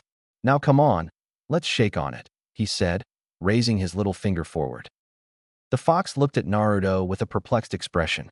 You would truly do that for me? What about your village? I doubt they would allow me to roam free. Hesitation and doubt were heavy in its voice. Naruto waved the fox's skepticism off with a dismissive grin. I could care less about this village and those old fools. I think it would be funny if you just walked around the village or something and all the villagers and the old man saw you. Their reactions would be priceless. So what do you say? The fox pondered the boy's offer for a moment. It seemed too good to be true, but the prospect of freedom after so long was tempting. He would be able to do as he pleased anyway from power-hungry tyrants and kind-hearted fools. With a reluctant, yet hopeful sigh, he relented. Come on, shake my finger, Naruto said, waving his little finger around. He looked at Naruto's little finger, and for the first time in a long time, he smiled, showing his sharp teeth and fangs. He reached out and, as gently as he could, shook Naruto's pinky. You may call me Kurama. See, that wasn't so hard, Naruto replied. Thanks, Kurama-chan. Kurama rolled his eyes. You are truly something, brat. To release me, you need to remove that paper tag and unlock the doors with a key. The seal is the Hack no Fuinshiki, 8 trigram seal, but that's all I know. I would recommend searching your parents' scrolls or ask your Hokage, as their last words was for him to take care of you. Naruto clenched his fists at that last part, given how Hiruzen had failed to do that. Kurama continued on. If my memory serves me, your mother has scrolls with loads of knowledge pertaining to the history of the Uzumaki and their formidable Fuinjutsu. You may also find certain techniques of the 4th Hokage useful. One of Michizane's techniques worked similar to the 4th Hokage's Rasengan. So I had the right intuition, he pondered before flashing a smile at the Kurama. Thanks, Kurama-chan. You've been extremely helpful. Please stop adding the chan at the end of my name, Kurama replied with a sigh. You're not using the honorific correctly. What do you mean, Kurama-chan? Naruto giggled. Kurama took a deep breath, realizing he'd have to deal with Naruto's antics for the time being. You have to find out who has the key. Try not to die, as I can't give you any chakra, as that would cause our chakras to mix, thus truly intertwining our fates, he said. I don't want to use your power anyway. I'll get strong on my own and not cheat. Plus, I won't be dying anytime soon, especially after this night, Naruto responded, brimming with confidence. Are you going to stand there or leave? You've been unconscious for 2 days, Kurama stated. What? Naruto proclaimed, his eyes almost popping out of its sockets. Dang, I can't believe Mizuki did that much of a number on me. There has to be a way to heal yourself. There is, but I doubt you could do it as you are now, Kurama thought, closing his eyes as he prepared for another slumber. Just go already. Gosh, someone's got an attitude, Naruto said, sarcastically. Later, loser. He stuck his tongue out at Kurama and skipped away into the distance, growing smaller and smaller. Kurama inwardly groaned and rolled his eyes. Things have truly gotten interesting, he pondered. It is no consequence that his boy was born with the Rakugan and Mugikin no Jutsu. I wonder what other long-dead secrets and techniques this will bring back into the world, he thought to himself. Konoha Hospital. Naruto opened his eyes, feeling a throbbing pain in his head. He looked around, seeing a white all around him. He guessed he was in a hospital bed due to the sound of the fan moving above him and the bombardment of light. His senses felt as if they were dialed up to 11. He could now see, feel, and hear everything around him, but it was unfocused and overwhelming. He could see the light rays from the lamp above him, hear the nurses in his room, and even feel the individual fabrics in his bed sheets. It was too much for him. All this information pumped into his brain caused immense weariness and fatigue. He tried to sit up in his bed, but felt dizzy and weak. He saw the nurses gasp and point at him before going out of his room to get someone. "Ah, my head," Naruto groaned. "I guess my eyes are fully awakened. I wonder what happens if I close them," he pondered. Naruto closed his eyes, and to his surprise he felt instant relief, but knew this wasn't going to be a long-term fix, as even with his sensory skills, not being able to see will be extremely annoying. He decided to practice his sensory abilities as he waited for the nurse to return. He focused on highlighting and sensing the chakra signatures of the people in the hospital, creating a mental map of their locations, their emotions, and their chakra volume. Naruto proceeded to do this for a few minutes until he noticed a large chakra pool arrive. That must be the Hokage. What does that old man want? Naruto inwardly groaned. He was done with the old man and wanted to get this done so he could go back to his apartment and get to work. But there was an opportunity to guilt-trip him into getting some additional things that would be helpful for the future. He kept his eyes closed and waited patiently until Hiruzen arrived at his hospital room accompanied by a doctor. "Is he sleeping?" Hiruzen asked in a whispered tone, but confused as he was told Naruto had awakened. The doctor looked at him equally confused as the nurse had informed him that the boy was awake. "I don't know. I'm not sleeping," Naruto's voice rang out, momentarily surprising Hiruzen and the doctor. "You also don't have to whisper. I can hear you anyway." Hiruzen quickly regained his posture, moving closer to Naruto's bed. "Naruto, my boy, you look in good health, but how are you feeling?" he asked genuinely. Naruto couldn't see it, but Hiruzen's face was full of concern, guilt, regret, and a pang of shame hidden deep. "I don't need you to be concerned for me. It's too late for that," Naruto replied back. "Just tell me what you want." Hiruzen sighed. "First off, you've been summoned to speak in front of the Shinobi and Elder Council. They wish to get your account of what transpired since Mizuki died before any intel could be extracted. Specifically, they wish to know why one of the fourth Hokage's most coveted scroll is missing." "Why would I know anything about that?" Naruto lied. "He's always hated my guts and just attacked me. You've got anything else?" Hiruzen looked at Naruto and knew he was lying, but he could tell the boy would not budge. They would have to talk other time, in private. "Yes," he responded, looking to the doctor. "While you were unconscious, we did a CT scan at the request of the Hokage and found you have abnormal and high brainwave activity. It seems your neurons are constantly shooting across your optic nerve," the doctor stated. "We did some more testing and deduced that your eyes must be some dojutsu that is not chakra-dependent. However, overexposure to information can lead to fried brain symptoms where you lose the ability of rational thought. I wonder if this is a new dojutsu. This isn't like anything I've ever seen. Is it similar to the Sharingan or even the Byakugan? We'll have to wait and see," Hiruzen thought, listening to the doctor. "Yeah, I know that already.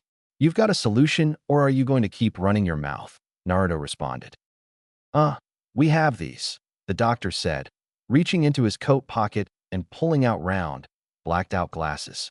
"They should do the trick and limit the amount of information is taken in through your eyesight," he stated, walking over and giving the glasses to Naruto. Naruto put the glasses on, then opened his eyes. He could see the flow of chakra in the old man and the doctor even with his eyes covered. "How do you feel, Naruto?" Hiruzen asked, curious and hopeful. "Honestly, I feel great," he said, pulling the sheets away and standing on the ground. "Wow, document. You're actually intelligent. I was wrong about you. Seems like you made this with a black polymer so it could block all wavelengths of light. That's smart." The doctor was taken aback at the young man's intelligence and surprised at the praise he received. He gave a warm smile. "Thank you. I hope they serve you well." He turned to the Hokage and bowed. "Hokage-sama, I take my leave." The doctor left the room, leaving Naruto and Hiruzen alone. Naruto, Hiruzen began. You can save it. I don't want to hear another lie or excuse, Naruto said. Let's just get this over with so I can move on with my day. A pained expression flashed across Hiruzen's face as he couldn't find the right words to say. All he did was nod. I'll be waiting for you downstairs. He felt the room while Naruto changed out of his hospital gown back into his clean clothes. Konoha Council Chambers. So what you're telling us is that Mizuki stole the fourth Hokage scroll from under our noses, and you happened to be training at such a late hour where you got into altercation. The stern voice of an elderly woman resonated through the darkly lit room, and in which during the altercation you used the fourth scroll as a weapon to blow up Mizuki. Does that sound right? Naruto stood in the middle with a light shining on him. He was an auditorium-like room with seats sprawling out around him in a concentric manner. These seats were fully with members of the Konoha Council, members of the Shinobi and Elder Council. There was the Civilian Council, but they were not involved in issues related to Shinobi. The members were hidden in the shadows, trying to hide their identities and create fear for him, but, unbeknownst to them, Naruto could sense them out there and feel their emotions. Yeah, that sounds right, Naruto replied, picking his ear. He was bored out of his mind. Is that all you wanted to know? This seems like a way to satisfy your ego rather than learn what happened. People have places to be. A low chuckle was heard in the chambers before it was drowned out by the annoyance of an elder council member. Have some respect, boy. You would be wise to restrain yourself when speaking to your elders. The voice of a gruff man boomed. Naruto ignored his threat. And you would be wise to get a life, but I don't think that's happening. The elder got up from his seat. TCH, you'll pay for your. That's enough from you too. Hamura, Koharu, please take a seat and remain quiet until this session is over, Hiruzen said, his voice full of authority and might. Elder man, Hamura Mitokado, and elder woman, Koharu Udatane, reluctantly retook their seats at the request of their Hokage. Thank you, Hiruzen stated. Is there anyone else with clarifying questions? I have a few, Hokage-sama. A deep voice spoke up from the shadows. Naruto didn't recognize this voice and slightly lowered his glasses to take a peek. He saw a man with 2 scars on the right side of his face, dark hair tied up into a spiky ponytail, dark eyes as well as a goatee, and pierced eyes. The man wore a mesh shirt underneath his flak jacket, a deerskin coat over that, and handguards. This was Shikaka Nara, the current head of the Shinobi Council and clan head of the Nara.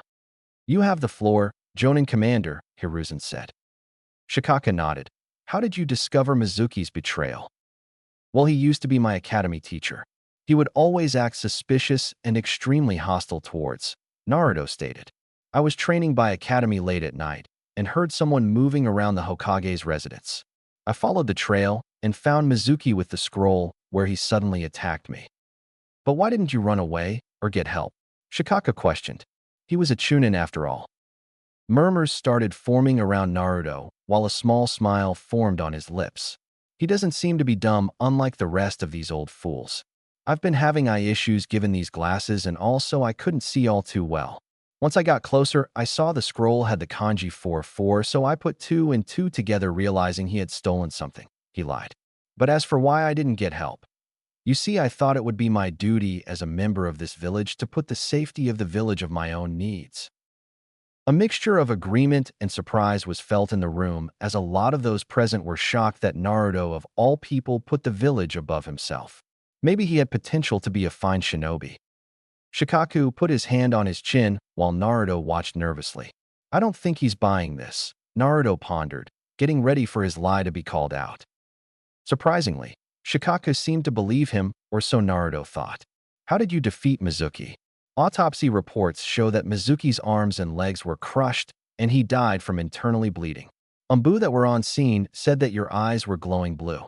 What do you have to say for that? Crap, did the old man tell them about my eyes? Naruto thought, his mind racing. He didn't want them to know about that, as it would lead to more questions. He needed to shift the discussion elsewhere. I don't even remember. All I remember is getting kicked against a tree and then waking up in a hospital bed a couple days later. Naruto lied, hoping he would be believed. As for my eyes, I mean that moon's light could have just refracted off them, making them glow unnaturally, he said, shrugging his shoulders. More murmurs were heard as the council members followed Naruto's logic. Shikaku, on the other hand, simply looked at him for a few moments. These moments seemed to last an eternity as sweat started to form on Naruto's face, feeling the pressure mounting. However, Shikaku smiled and turned to the Hokage. "Those are all my questions, Hokage-sama," he said, taking a seat. Naruto breathed a sigh of relief. "Well, if there are no more questions, then I hereby commence that this session is over," Hiruzen said, taking a look at Naruto, who he knew could see him in the dark. Naruto caught his stare and saw his lips move, forming words. He caught the words talk and office. So he wants to have a chat? Ugh, this is so annoying, he mused. Well, at least he didn't rat me out to these cowards. Naruto left the chambers and made his to the Hokage's office while the rest of Konoha council members exited as well. Unbeknownst to Naruto, an old man with black, shaggy hair and white bandages covering his right eye observed him from the shadows. After a quick moment, the old man walked in a different direction, heading down a dark and small corridor. He finally reached two people in black robes wearing animal masks not like those in the Umbu. "Watch the Kyuubi's container." The old man spoke with no emotion. His tone was dry, barren, and lifeless. He continued onward, not even caring about the other's presence. "Yes, Lord Danzo," the root shinobi responded, disappearing. Danzo Shimura continued walking down this corridor until he came across a white snake with golden eyes and black slit pupils. The snake had a scroll within it. Danzo reached down and took the scroll, holding valuable information. "Soon, I'll be Hokage," he said. Suddenly, he smashed the snake's head, killing it instantly. He continued walking as crimson liquid painted the ground red. The blood seemed to form a strange pattern of a red eye with 3 tomo in it. Konoha Hokage's office. Naruto walked up the winding steps to the Hokage's office building, hands in his pockets as he pondered what the old man wanted to say to him. He reached the massive wooden doors and knocked. "Come in," Hiruzen's voice beckoned. Naruto pushed the doors open and was greeted with the sight of the Hokage sitting behind his desk in anticipation. The room had that old person smell, but was full of life and hope. "You summoned me, old man," Naruto commented. "Yes, Naruto. I wanted to talk with you regarding a serious subject, but let's take a walk," Hiruzen responded. Naruto's mouth opened to protest, but Hiruzen narrowed his eyes, adopting a stern demeanor. Naruto closed his mouth, guessing this must be serious if the old man was this stern. He had never done anything like this before. Hiruzen smiled and led the way. After a few minutes of walking in silence, they reached the top of the Hokage rock. The sun had gotten low, signifying the end of the day. They could see villagers moving about and walking through the streets. "So, old man, what did you want to talk about?" Naruto said, scratching the top of his head. "I'm assuming it's something to do with my eyes. Don't think all is well because you didn't rat me out. You're still lumped together with the rest of those cowards." Hiruzen stood there for a while, letting the wind blow his Hokage robes. "You remind me of my previous student, Orochimaru," Hiruzen said. "Wait, you trained Orochimaru, one of the members of the Densetsu no Sannin, 3 legendary Sannin?" Naruto asked. Hiruzen chuckled. "Do you truly think so lowly of me? But yes, I trained him along with Jiraiya the Toad Sage and Tsunade Senju. Surprisingly enough, Jiraiya went on to train the 4th Hokage, your father." Naruto said, trying to act like he was just learning this for the first time. "You don't have to play dumb. I know that you know. I also know that you took his scroll," Hiruzen said. "But there is no need to worry. It is your birthright, after all. But as I was saying, you remind me of my student." Hiruzen took a long pause, gathering his thoughts. "Like you, Orochimaru was orphaned at a young age. He had no one around him. He was a loner who dedicated himself to mastering all jutsu. His level of talent, cunning, and insight hadn't been seen before. He was a prodigy among prodigies. He was destined for greatness and would have been remembered as a hero of the leaf, but..." Hiruzen took another pause as the wind blew faster. "I failed him. I failed to weed out the darkness within, to guide him on the right path. He..." viewed me as a father and I failed him, like I failed my own sons, and like I've failed you time and time again, Hiruzen said somberly. Naruto was completely shocked. He didn't know what to think. He couldn't believe that the strongest Kage out of all the 5 great nations had failed so much in life. Hiruzen turned around, looking at Naruto with a genuine smile. I want to apologize for my failure. Naruto blinked, his eyes wide with surprise. You want to apologize? Hiruzen nodded. Yes, Naruto. I am sorry for the many ways I have failed you. I didn't protect you the way I should have. I didn't guide you as I should have. For that, I am deeply sorry. Naruto shifted uncomfortably, the weight of the Hokage's words settling on him. I don't know what to say. It's okay, Hiruzen said softly. You don't have to say anything. Just know that I believe in you. Despite everything, I believe you will be a fine shinobi, stronger than your father. Naruto's eyes softened. Thanks, old man. I guess. I'm sorry too, for some of the things I said. Maybe you're not as big of a coward as I thought. Hiruzen chuckled, the sound lightening the mood. Well, that's a start. The two stood in silence for a moment, the bond between them mending slowly. Finally, Hiruzen broke the silence with a grin. How about we go get some Ichiraku ramen? My treat. And maybe you could show me the new jutsu you've been learning. Naruto's face lit up with a wide grin. Now you're talking. Let's go? Also, I think it would appropriate if I got my parents' house and belongings. Of course, Hiruzen agreed. There's no point in keeping these things from you. I would implore you to be cautious when speaking about your heritage, as I truly do care about you, Naruto. There are many who would wish to see you dead, especially due to this awakening. Yeah, Naruto responded nonchalantly. I'll be ready to face those losers. Hiruzen sighed. He would have to try to instill humility into Naruto another day. Together, they descended the Hokage rock, the sun setting behind them, casting a warm glow over the village. As they walked towards Ichiraku Ramen, Naruto felt a renewed sense of hope and determination. Maybe, just maybe, things were starting to look up. Maybe there was more to this life than strength. Chapter 2, Forming Shadows.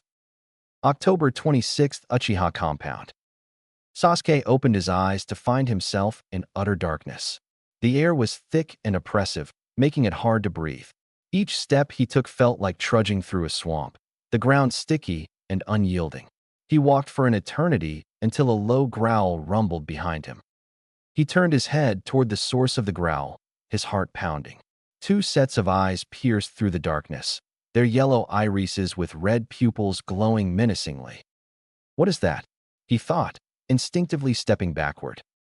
As if responding to his thoughts, the eyes moved closer, revealing their owners. 2 wolves, one with jet black fur, the other with pure white fur, stood before him.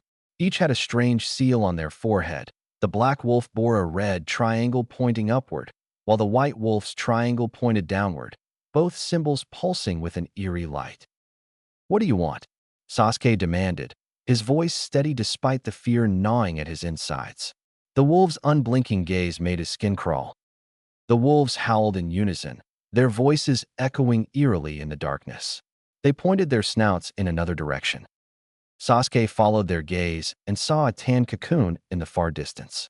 What is that? He questioned, his curiosity piqued despite the situation. Before he could move, shadows beneath him started to writhe and pull at his legs. Panic surged through him as he fought to free himself, but the shadows ensnared his entire body. He continued to sink, his fingers clawing at the air, searching for any purchase. The wolves watched him, their expressions unreadable. Tame us, they said in unison, their voices a strange blend of growl and whisper. What do you mean? Sasuke shouted, still struggling. What are you talking about? The wolves remained silent, their eyes never leaving him.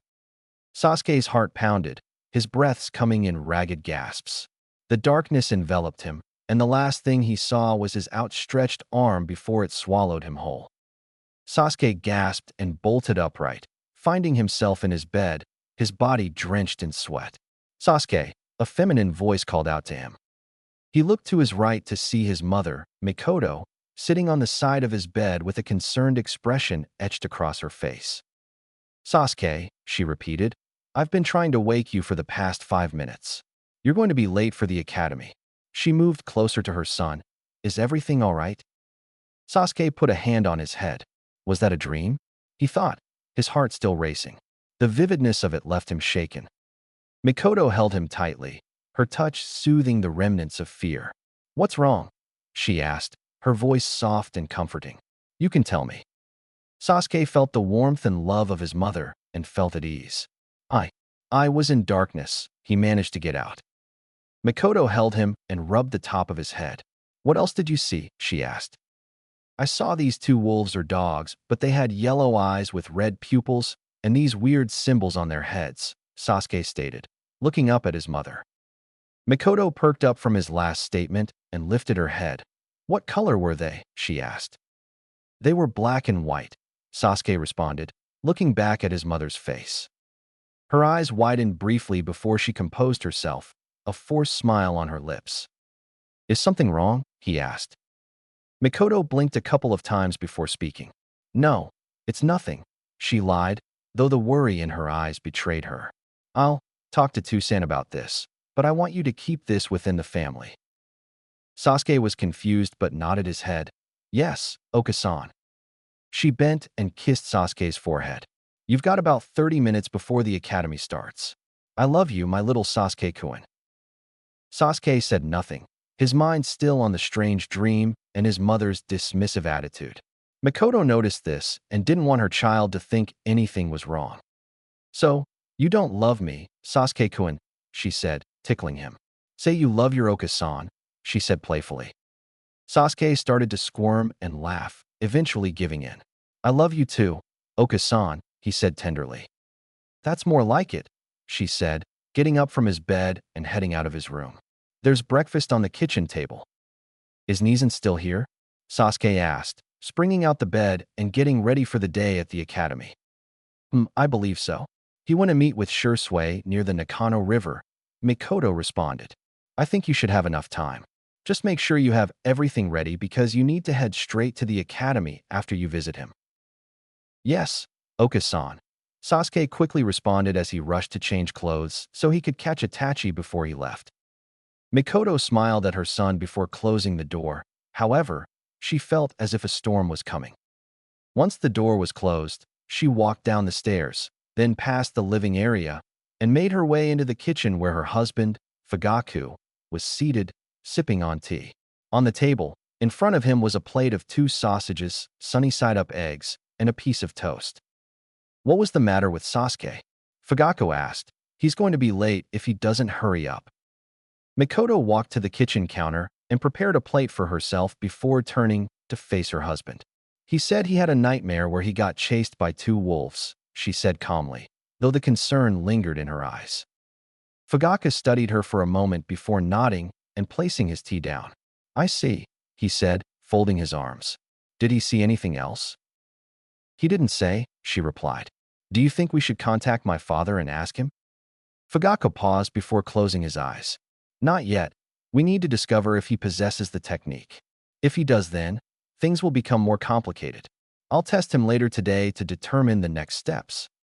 Mikoto was about to say more until she heard the fast footsteps of Sasuke rushing down the stairs. He was about to come rushing in before he caught a look from Fugaku. Sasuke slowed down and entered the kitchen. Toussaint, he said, paying respects to his father before taking an empty seat with food in front of it. You are going to be late. As a member of the Uchiha, you must uphold yourself with dignity, respect, and discipline. It does not look good for you to show up late, Fugaku coldly stated. Fugaku put down his tea with deliberate slowness, his gaze stern. You are going to be late.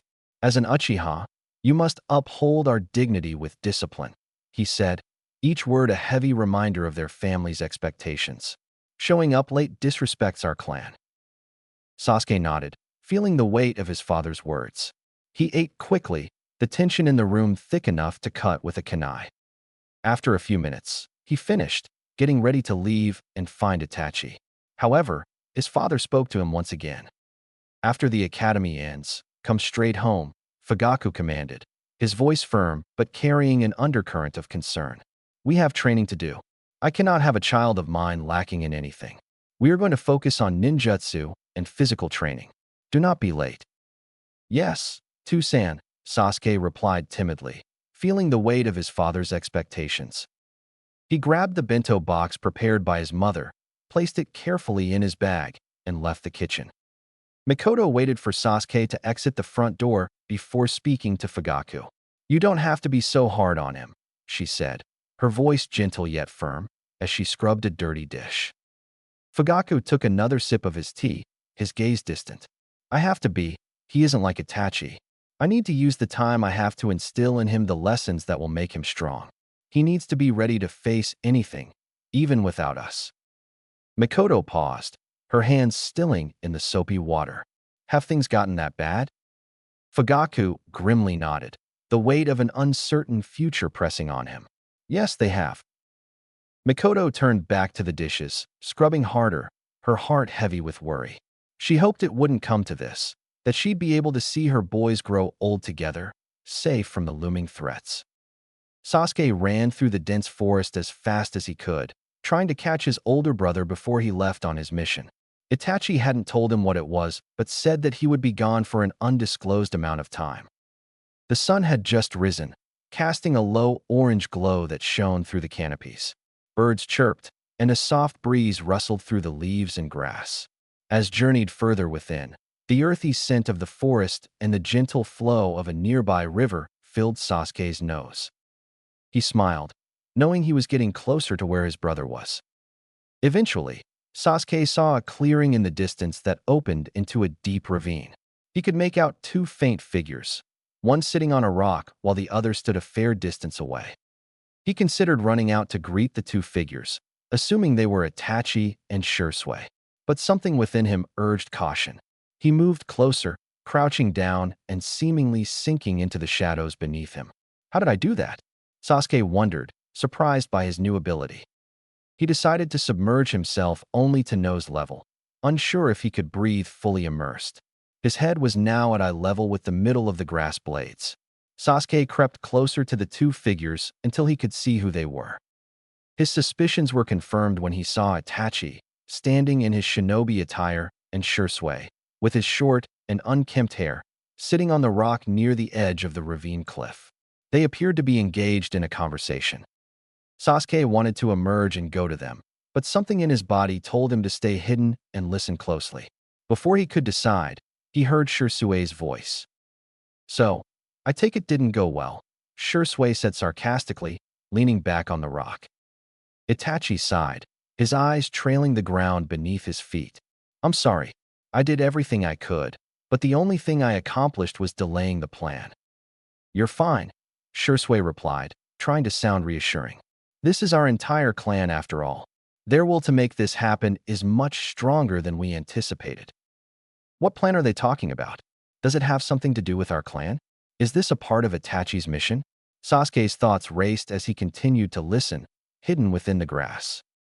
Were you able to find anyone else willing to oppose this? Itachi asked, a hint of anxiety in his voice. Shisui sighed, getting up and turning to face Itachi. I'm afraid not. Itachi's face darkened, his shoulders slumping in defeat. Hey, come on, Shisui said, lightly jabbing his best friend's shoulder. This is you and me we're talking about, Itachi. We'll succeed in our mission, he proclaimed, smiling encouragingly. Itachi's face lightened up slightly, finding comfort in Shisui's confidence. But moving to another topic, Shisui continued, trying to lighten the mood. I saw Azumi in a clothing store the other day, all by herself. I thought you two were still together. Itachi shifted uncomfortably, not responding immediately. Don't tell me you two broke up, Shisui deadpanned. I can't believe you fumbled like that. I know romance isn't your strong suit, but come on, Itachi.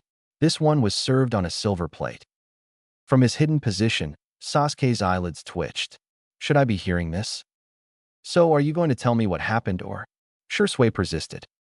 Itachi looked down, speaking in a low tone. We haven't spoken in 10 months. I thought it would be appropriate to end our relationship due to the clan's declining relationship with the Leaf. I hoped it would spare her in the case of unforeseen events. Shisui put a hand on his chin, pondering. Oh, I guess that's why she and her mother moved to the far end of the village. Itachi nodded in agreement, his expression remaining neutral. I can't believe they haven't noticed me, Sasuke thought, his mind racing. I don't know what any of this means. Maybe I should leave. Just as he considered making his escape, Sasuke felt a sudden jolt beneath him. He shot out of the ground like a cannon, soaring a few meters into the air. HHH, he cried out, completely taken by surprise. What just happened? Shursui and Itachi immediately turned their attention to the noise, shocked to see Sasuke in the air before he crashed back to the ground.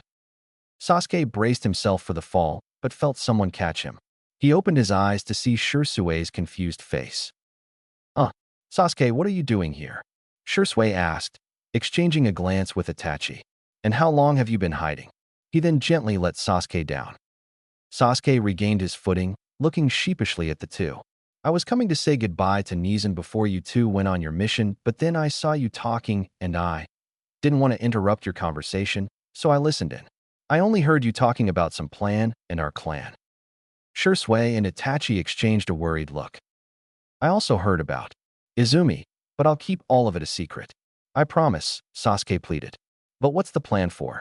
Your mission? You can tell me. I won't say anything to anyone. I heard you need help. Well, I can help you. Itachi's eyes widened before a gentle smile spread across his face. I'm sorry, Sasuke, he said, poking his brother's forehead. Maybe another time when you're older. Ow, Sasuke complained, rubbing his forehead. That's not fair. I can help you too. I'm strong enough. Shursui laughed, moving closer to Sasuke. What a horrible brother he is, leaving you out of everything, he said, crouching down and wrapping an arm around Sasuke. You know what? I'll give you something that he gave me to make up for all the times he's left you dry. Sasuke's eyes lit up. Wow, Shursui-san, you would really do that? Shursui flashed a wide smile. You bet. He slung his bag around and started digging through it.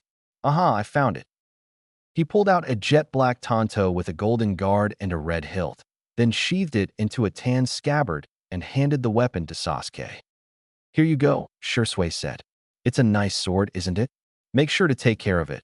But from this day forward, you are now part of the Uchiha sword user crew. If you want help, come to me, not Itachi, okay? I'm better at kenjutsu than him.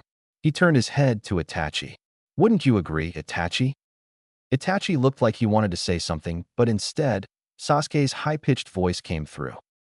No, Nizan's better, Sasuke refuted, defending his brother. Ow, Sasuke, Shursui said, feigning hurt.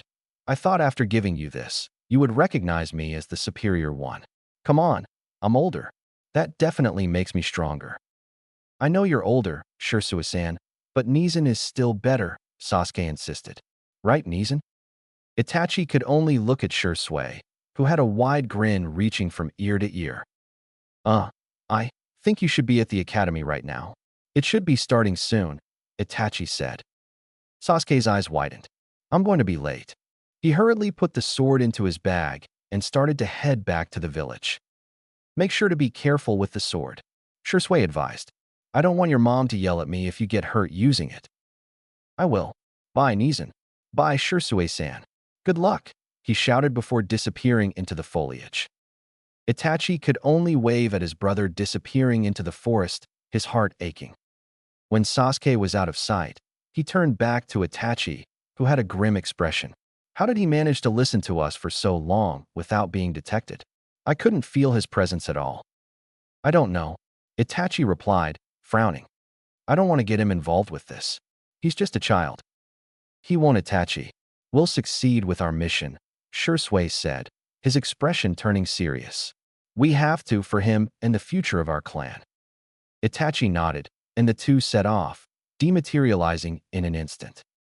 From a hidden area of the forest, a two-faced creature watched with great interest. Its face was split, one side white, the other black, with piercing yellow eyes gleaming from beneath a mane of green hair. Maybe we should inform Madara of this development, the white side said. No, let's wait and see what happens. This may be nothing useful, the black side replied. The two-faced creature dissolved back into the tree trunk as the wind blew violently. Konoha Ninja Academy. Irika stood at the front of his class, holding a piece of paper. The bell had just rung, signaling the start of the school day, and now he was going over attendance. He called the students' names one by one, getting a here or present in response. Eventually, he reached two notable names. Naruto Uzumaki, Irika called out. He was met with silence and the head turning of many students as they looked around, trying to spot Naruto. Naruto Uzumaki, he said once more. Silence again. Irika sighed and scribbled absent next to Naruto's name. Naruto hadn't shown up for the past couple of weeks, but if he didn't show up today for their first test, then he would break their agreement and fail for the year. Irika moved on to the next name. Sasuke Uchiha. Students looked around, trying to spot the antisocial Uchiha member. Normally, he would have been here by now. Irika was confused as well. It wasn't like him to be late. I wonder where he is, he pondered. Sasuke was sprinting down the corridor, running his fastest in an attempt to make it before the bell rang. I can make it. I've still got time, he thought. However, as he got closer to the classroom door, he spotted white hair and a red swirl on the back of a blue sweatshirt down the hall. Oh no, he thought, already knowing who this was. Oh look, it's you. Naruto's nonchalant voice echoed through the empty hallway. He had his back still facing Sasuke. Sasuke stopped a fair distance away from the white-haired boy as Naruto turned around, peering at him through his pitch-dark shades. Naruto smiled, hands in pockets. Who would have thought an Uchiha would be late? Doesn't look good. Sasuke's clenched fist and his whole attitude changed. He didn't know why this guy kept messing with him. They barely spoke as is. I don't have time for you, use your Itanki, he said, continuing forward. Now get out of my way. You really are no fun, Naruto responded. I'm just messing around. You should relax a little. It would loosen up the stick in your butt. Just as Sasuke was about to respond, the bell went off, signifying that he was now late. Sasuke's heart sank as he thought about his father's message from earlier that morning. Tauzen's going to be even more disappointed in me. Naruto noticed the shift in Sasuke's mood and raised an eyebrow. What's the big deal? So what if you're late? Sasuke's anger flared. You wouldn't get it. You don't know what it means to be part of a clan, to live in the shadow of someone who gets endless praise, to never be acknowledged for your strength. Naruto was about to respond before Irika slid open the classroom door, spotting Naruto and Sasuke. Naruto, you're late, Irika said sternly. Whatever. I'm just here to take the test, Naruto replied nonchalantly. Irika turned to say something to Sasuke, but the Uchiha just walked quietly into the classroom and took his seat. Naruto watched this, his mind turning. The classroom was silent, filled with the scratching of pencils and the occasional rustle of paper. Sasuke stared at his test paper, the questions blurring before his eyes. His mind was elsewhere, on his father's stern expectations, on Itachi's mysterious mission, on the looming shadows of the Uchiha clan's fate. He glanced at the clock. Only 1 minute left, and he had only answered 2 out of 10 questions. He rubbed his temples, trying to find some way to restart his brain and not fail this exam. It wouldn't be good if he did. He looked at the test once more and realized that he was doomed. Tauzen won't be happy. Naruto, sitting in an elevated position behind Sasuke, noticed his struggle. Sasuke's usually reserved demeanor was replaced by visible anxiety. His eyes narrowed. Underneath the shades, his mind lost in thought. Why is he so worked up? Is it something to do with Itachi? Irika's voice cut through the silence. Time is up. Everyone, stop writing. Naruto looked once more at Sasuke and made a decision, an uncharacteristic decision. As Irika's assistants came around to collect exams, he stretched exaggeratedly, yawned loudly, and then, as if on cue, let out an obnoxious sneeze.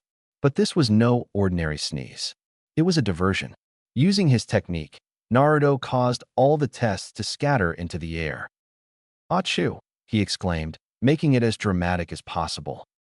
Irika glared at him. Naruto, why didn't you hold it in? Naruto rubbed his head sheepishly. Sorry, Irika-sensei. It was too much. Irika sighed, exasperated. Everyone stay seated.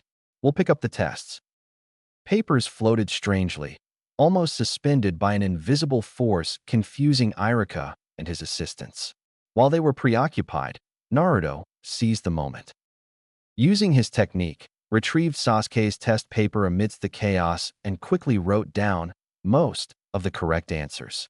Sweat trickled from his forehead as his hand moved swiftly across the paper in sequence with him using his technique for this long. Come on, Naruto urged himself. Just a little more. All right, got it.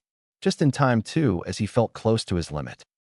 He pushed the test back to Sasuke's desk and released the technique, letting the papers fall naturally to the floor and breathing a sigh of relief. He hoped no one would notice how tired he was. An assistant picked up the paper in front of Sasuke's desk, showing it to the boy. Is this your test? Sasuke blinked, looking at his test. Answers were filled in with more work than he remembers doing. I didn't write these. Did I? He then felt someone looking at him, and he glanced to his left to see Naruto smirking at him. What's wrong with this guy? Sasuke thought, utterly perplexed before the assistant's voice brought him back to reality. Is there something wrong? The assistant asked. Sasuke shook his head. Sorry, but yes, that's my test. The assistants finished collecting the exams while Irika addressed the class. We'll grade these quickly. The purpose of this test was to evaluate your problem-solving skills rather than the correctness of your answers. This isn't an official grade, but we will still put a mark on it. Everyone, head outside while we grade your tests, Irika instructed. The students filed out of the classroom, buzzing with post-test relief. Sasuke walked slowly, his mind swirling with confusion and apprehension. He glanced back at Naruto, who gave him a casual nod. What was the deal with that? Sasuke wondered as they stepped into the sunlight. The students were gathered back in the classroom, waiting anxiously for Irika to announce the test results.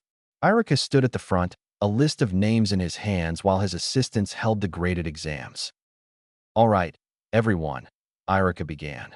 The class average was 3 out of 10, but there were a few students who did exceptionally well, and I would like to acknowledge them. He glanced briefly at Shikamaru, who had his head down on his desk, seemingly asleep. But we did have someone get a 0, Irika pondered. Shikamaru lifted his head just enough to mutter, troublesome, before laying his head down. Irika continued. First, Shino Aburame with 8 out of 10. Shino adjusted his glasses, remaining as stoic as ever. Hinata Hyuga, 7 out of 10. Hinata blushed slightly and nodded. Ino Yamanaka, 6 out of 10. Ino flashed a confident smile, exchanging a look with Sakura and sticking her tongue out. Sakura Haruno, 7 out of 10. Sakura's inner voice screamed, Cha. Suck it, Ino pig. She couldn't help but smile triumphantly and fist bumped the air. Irika ignored her gesture and continued reading. We had one student who scored a perfect 10 out of 10. Sasuke's thoughts were interrupted. I know who got the 100%. It has to be Naruto Uzumaki. The class had already guessed as much. As arrogant as Naruto was, they could no deny that he was by far the smartest person in their class. They were now preparing themselves for the antics that followed something like this. Don't compare me to these guys, sensei, he shouted, full of his usual bravado. I alone sit atop as the strongest. Yeah, whatever. Irika ignored Naruto's comment and continued. I almost forgot. One more student deserves recognition. Sasuke Uchiha, 9 out of 10. The room fell silent. Everyone, including Sasuke, was shocked. They all remembered how he had been struggling during the test. Irika smiled at Sasuke. Nice work, Sasuke. Since you did so well, I'll remove your absence for today. Naruto piped up. What about me, Irika-sensei? Can you take off my absence too? Irika's face turned stern. No, Naruto. Naruto faked pouted in disappointment. Sasuke was still in disbelief. How did I get a 9? He then glanced over at Naruto, who lowered his shades slightly, revealing a faint glow from his eyes. Their eyes met briefly before Naruto looked away and continued his verbal spat with Irika. Why did he do that? Sasuke wondered, his mind racing. The class continued with their usual chatter, but Sasuke still couldn't understand why Naruto, someone who usually didn't care about others, would go out of his way to help him. What's your game, Naruto? Sasuke thought. Whatever it was, he wouldn't deny this had helped him greatly. After the academy ended, Sasuke bolted out the classroom door as soon as he could, trying to return home quickly enough to not disappoint his father even more. Minutes later, Sasuke was darting through the busy Konoha streets. His body was on autopilot, but his mind wandered to thoughts of his father. I wonder why Toussaint wants to train today. However, he was soon taken out of his thoughts when he bumped into someone, causing him to fall onto his butt. The sound of plastic ripping and food falling onto the ground was heard as well. Dang it, Sasuke thought as he got back up and picked up the loose vegetables as well as baby food. Great, I ran into a mother. Apologies, I'll pick these up. Oh, there's no need, a feminine voice said. That voice sounds familiar, Sasuke pondering before looking up to see the smiling face of a 13-year-old girl with long brown hair flowing past her shoulders. She wore a long-sleeved, high-collar purple shirt with black shorts. Izumi-san? Sasuke questioned, doing his best to pick up the dropped groceries. Yep, it's me, she replied cheerfully. I'm sad to see you've almost forgotten my face. But it's fine. It's been a while since we last saw each other. How's your family doing? How's Itachi? Fine. Itachi just left for a mission with Shisui-san, he replied, picking up the last grocery and placing it inside a new plastic bag. Here you go, he said, handing the bag to Izumi before bowing. Apologies, Izumi-san. Oh, I was hoping to talk to him before he left. Izumi waved off his apology. But you're fine. Just be careful where you go. You never know where you might end up. Sasuke nodded, about to head off, but something in his mind reached out to him. Hey, Izumi-san. Yes? She questioned. What's with the baby food? Did you get a new baby sibling or something? Sasuke inquired bluntly. Izumi's eyes widened before she turned slightly red. You're quite perceptive. I'll tell you, but you have to keep it a secret. Promise. Sasuke nodded. Izumi bent down and whispered in his ear. It's for my 1-month-old son, she said, then stood up and began heading away. Sasuke readjusted his bag, understanding why she wanted to keep this a secret. It's not a good look to have a kid at 13 years old, especially if you're from a high-status clan like theirs. He turned to leave once again, but this time, Izumi called out to him. Could you tell Itachi that I was looking for him whenever he comes back? Izumi asked sincerely. Yes, I'll make sure to tell him, Izumi-san, he replied before taking off in the direction of home. Izumi watched him vanish from her view, growing smaller and smaller. She smiled fondly before a nervous expression spread across her face. She quickly regained her composure and headed back home. Uchiha Compound. Katan, Gokakyu no Jutsu, Fire Release, Great Fireball Technique. Fugaku watched closely as his son spewed a stream of fire over the pond by their home. He could feel the intense heat from the fireball and saw steam rising from the evaporating water. Although the size was nothing compared to what Itachi had achieved at his age, it still impressed him, nonetheless. After a few seconds, the fire dissipated and Sasuke panted heavily. His body ached, but pride swelled within him. He had thought it would take a week to learn this jutsu, but he had successfully done it in 4 days. He turned to his father, hoping for praise, but Fugaku's expression remained unchanged. Come to me. There is something else I want to work on for today, Fugaku stated. Sasuke only nodded, repressing his sadness before joining his father. What do you want me to do, Toussaint? Fugaku pulled an old scroll from his sleeve and handed it to Sasuke. Open it.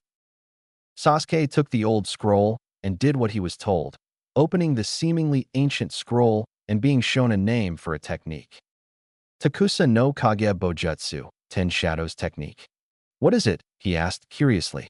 He had never heard of something like this, but he felt a strange connection to the name. It's a Kekii Genkai that has been in our clan for a long time, although its appearance is very rare, Fugaku stated. I thought the only Kekii Genkai we had was the Sharingan. Sasuke asked. It used to be. Shortly after the founding of our clan, one of your ancestors wed a woman from the Nara clan. The Nara are known for their shadow possession jutsu, but this woman possessed superb control over the shadows, far better than her clan members. She could construct small shadow creatures, shikigami, and even hide herself in the shadows, Fugaku stated, bluntly. But it was a much weaker version of the current technique. It wasn't until their child when the Takusa no Kage Bojutsu emerged. Sasuke listened very closely, It wasn't often Fugaku told him important information about their clan, especially something like this. What does this have to do with me? He questioned. Fugaku closed his eyes. I wish to determine if you possess the technique. It's been more than 200 years since the technique appeared in our clan. I tested Itachi when he was your age, but he did not show an aptitude for it. Oh, Sasuke said, feeling disappointed that he wasn't the first option. Fugaku opened his eyes. Regardless, I want to try to summon the first creatures of the technique. Gyokukin, divine dogs, he instructed. Sasuke nodded and read through the scroll, finding the hand seal. I wonder if these were the wolves I saw in my dream. He handed the scroll back to his father and formed his hands into the dog-shaped hand seal, almost as if he were making a shadow puppet. Gyokukin, he called out and felt his shadow expand. He could feel something trying to come out, trying to emerge from the darkness, but his whole body was screaming out in pain. Unbeknownst to Sasuke, Fugaku's eyes widened in shock as he saw two sets of yellow eyes, peering at him through the shadowy waves. Sasuke tried to keep going, to summon the creatures and impress Fugaku. He focused all his chakra, attempting to bring them out, but he couldn't. He quickly passed out and dropped down. However, Fugaku was there to grab his son before he hit the ground. Fugaku looked at Sasuke with a mix of pride, joy, and worry. He grabbed the scroll and carried Sasuke back into their home. Sasuke slowly awoke to find himself lying on his family's couch in the living room. His head was pounding, but he could make out two figures in the room with him, his mother and father. Did you send word for my father? Makoto asked. Fugaku nodded. I sent word as soon as I brought Sasuke inside. To think the technique would return at a time like this. Who are they talking about? Sasuke thought. His head still rattled from that experience. He felt extremely fatigued. He had never met his grandparents on either side. He assumed they were dead. Sasuke groaned, altering his parents that he was conscious. Makoto rushed over to hug and hold her son. Easy, Sasuke-kun. Rest you were out for a while, she said, applying a warm towel on his head. She placed his head in her lap. Will he be all right? Yes. He's experiencing symptoms of chakra exhaustion, but he'll be fine within a few hours, he grunted, turning to head out the room. I'm off to attend the clan meeting. Sasuke glared at the Uchiha's crest on his father's back. The crest represented the strength and power of the clan. He felt as if he disappointed him again. He had his chance to show his strength, to show he was worthy of being his son, but he failed again. He wasn't Itachi. Just as Sasuke was about to fall into despair, he heard his father speak to him. Sasuke, Fugaku's stern voice called out, his back still facing him. Sasuke sat upright, towel still wrapped around his head. Yes, Tusan. You did well today. I'm proud of you, Fugaku said, his voice betraying a hint of softness as he continued walking away. Build upon this and continue to get stronger. Sasuke's entire face and body lit up as he couldn't hold back the smile forming on his lips. Hi, Tusan. Makoto noticed Sasuke's smiling face and teased him about it. So he can make you smile, but I can't. Sasuke tried hiding his smile, but was unsuccessful. Makoto laughed and kissed his forehead. I'm just messing with my little Sasuke-kun. But you smell awful. Take a shower before you do anything else. Sasuke nodded and went to go do so. He didn't know why, but he felt like everything was about to head for the best. October 31st, Uchiha Compound. Sasuke found himself enveloped in darkness once more. However, the two wolves were no longer snarling at him. Instead, they waited for him in silence. What more do you want? Sasuke asked, his voice wavering. The wolves howled softly and began to move forward. Sasuke followed, his heart pounding with unease. After what felt like an eternity, Sasuke emerged onto a pathway leading to the tan cocoon he had glimpsed before. 8 Shikigami were arranged in a diagonal path, 4 on each side. His eyes widened as he took in the sight. A giant snake, a monstrous toad, an owl with a white mask, a flaming tigress, a sturdy bull, a graceful deer, and rabbits? The wolves settled among the Shikigami, completing the path. What now? Sasuke asked, his voice barely above a whisper. The Shikigami spoke in unison, their voices echoing ominously. Tame us. Why? Sasuke demanded, but received no answer. Instead, the Shikigami bowed low, and Sasuke's attention was drawn to the cocoon. The cracking of silk filled the air. Sasuke's breath caught in his throat as the cocoon burst open, revealing a grotesque creature. It had no eyes, but instead, four wings emerged from its eye sockets. A tail-like appendage protruded from the back of its head. It wore black hakama bottoms, a gray sash, and bandages wrapped around its wrist. Above it hovered a golden eight-handled wheel. Before Sasuke could react, the creature lunged, seizing him by the throat. Its grin, lined with perfectly white teeth, sent chills down Sasuke's spine. He struggled futilely, the creature's grip tightening, suffocating him. Panic surged through him as darkness threatened to overtake his senses. Desperate, Sasuke cried out for help, his voice echoing in the abyss. But there was no one, only darkness. Sasuke jolted awake in his room, alone and breathing rapidly. What was that? He muttered, the memory of the creature's grip haunting him. His door then creaked open, revealing his mother. Sasuke, it's time to. Mikoto stopped short, upon seeing his distraught expression. What's wrong? She asked gently. Did you have another dream? Sasuke took a moment to collect himself. Why yes, it was with the divine dogs, and they led me to a hall with all the other Shikigami, but the last one, it attacked me. What did it look like? Mikoto inquired. I can't remember clearly. I saw white teeth and a golden wheel above its head. Sasuke replied, trembling. Do you know what it is? I'm not sure, but we can look into it together when you get back from the academy, Mikoto assured him, offering comfort. Thanks, cousin, Sasuke said gratefully, embracing her. I love you. Mikoto smiled and hugged him back warmly, kissing the top of his head. I love you too, she whispered. But then a weird feeling gripped her as she held her child. It felt like this would be the last time she would hold him. She decided to make it last longer and ruffle his hair until she reluctantly let go, trying to get rid of the bad premonition. Your lunch is already in your bag ready to go. You should have enough time to get ready, she stated. Wait, cousin, has Nizan returned yet? Sasuke asked. Mikoto turned around. No, I haven't seen him since he left. Sasuke nodded and went to get ready for school, while Mikoto went downstairs and out the door. After Sasuke got ready, he started his journey to the academy, feeling a mix of excitement and readiness for whatever challenges awaited him. The Uchiha compound was quiet, the morning mist hanging low over the grounds as he waved to familiar faces. Suddenly, three figures materialized in front of him. Sasuke stumbled back, startled by their sudden appearance. It was Naka, Yashiro, and Inabi Uchiha, their expressions dark and hostile. Where's Itachi? Inabi demanded, his voice sharp with accusation. I don't know, Sasuke replied, his unease growing. Stop lying. Naka snapped, his anger palpable. You know where he is. Sasuke felt scared.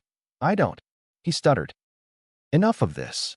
Inabi snarled, advancing, but his movement was halted when a kunai near cut his hand, landing in front of him. What do you think you three are doing? A masculine voice called out. Everyone looked to the right to see a 20-year-old man with shoulder-length, dull black hair, dark eyes, and a dot in the center of his forehead, standing on the compound walls. He wore a black, high-collared shirt with the Uchiha crest on the back and dark-colored pants. Inabi growled, but Yashiro stepped forward, his tone more measured. We just need to know where Itachi is. That's all, Tekka, he explained. Doesn't look like that's all. Your two friends over there look like they are going to attack any minute, Tekka responded. Move out of the way. We're not going to harm the brat. We just need to know what happened, Shursui, Naka pleaded, moving forward. Wait, Shursui, what happened to him? Sasuke pondered. Harassing a kid won't get you answers. But if you take one more step towards him, I'll have arrested you for attempted assault on a minor, Tekka stated. Don't think you can harass children, especially Fugaka-sama's son. The air was tense as the four activated their Sharingan, getting ready for a fight until Sasuke's small voice broke the tension. The standoff escalated until Sasuke's small voice broke the tension. What happened to Shursui-san? Is he okay? Sasuke asked, his voice trembling. The three Uchiha turned to him, seeing the genuine confusion and concern in Sasuke's eyes. You don't know? Yashiro said softly. Shirsue's body was found in the Nakano River with a suicide note. Sasuke's world shattered. Shirsue gone. It couldn't be true. His knees buckled, a wave of nausea sweeping over him. Tekka watched, his concern evident. Naka, Inabi, and Yashiro felt guilty and a hint of shame for their actions. If you see your brother, please let us know. We just want to talk with him to get some answers, Yashiro said. Everyone just wants to understand what happened to Shirsue. He then looked at Naka and Inabi before the group left. Sasuke remained silent, still trying to process that Shirsue was dead. Sasuke, are you going to be all right? Tekka asked gently. Sasuke could only nod weakly as he began to walk through the Uchiha district, his heart heavy with sorrow and disbelief. Konoha Ninja Academy. The academy's courtyard buzzed with the sounds of lunchtime chatter and laughter. Sasuke, however, sat under a tree with his bento untouched. He stared blankly at the ground, his mind swirling with thoughts. First, there was the nightmare, then Shirsue's death. A heavy, uneasy feeling settled in his chest, making it hard to breathe. Yo, Sasuke, Naruto's annoying voice called out, snapping him back to reality. What do you think? Sasuke blinked a couple of times before looking to see the eyes of Naruto, Kiba, Choji, and Shino looking at him. Shikamaru was resting his head and acting like he wasn't paying attention. Huh, he said. Naruto made an annoyed expression, almost as if he was offended. Come on, don't tell me you weren't listening. Sasuke ignored him. What makes you think I listen to anything you say, Uzuritanki? Anyway, I was saying that the academy is such a waste of time. Naruto ranted, his arms flailing as he spoke. It took me 10 minutes to learn the Henge no Jutsu, transformation jutsu, and we've spent 2 weeks on it.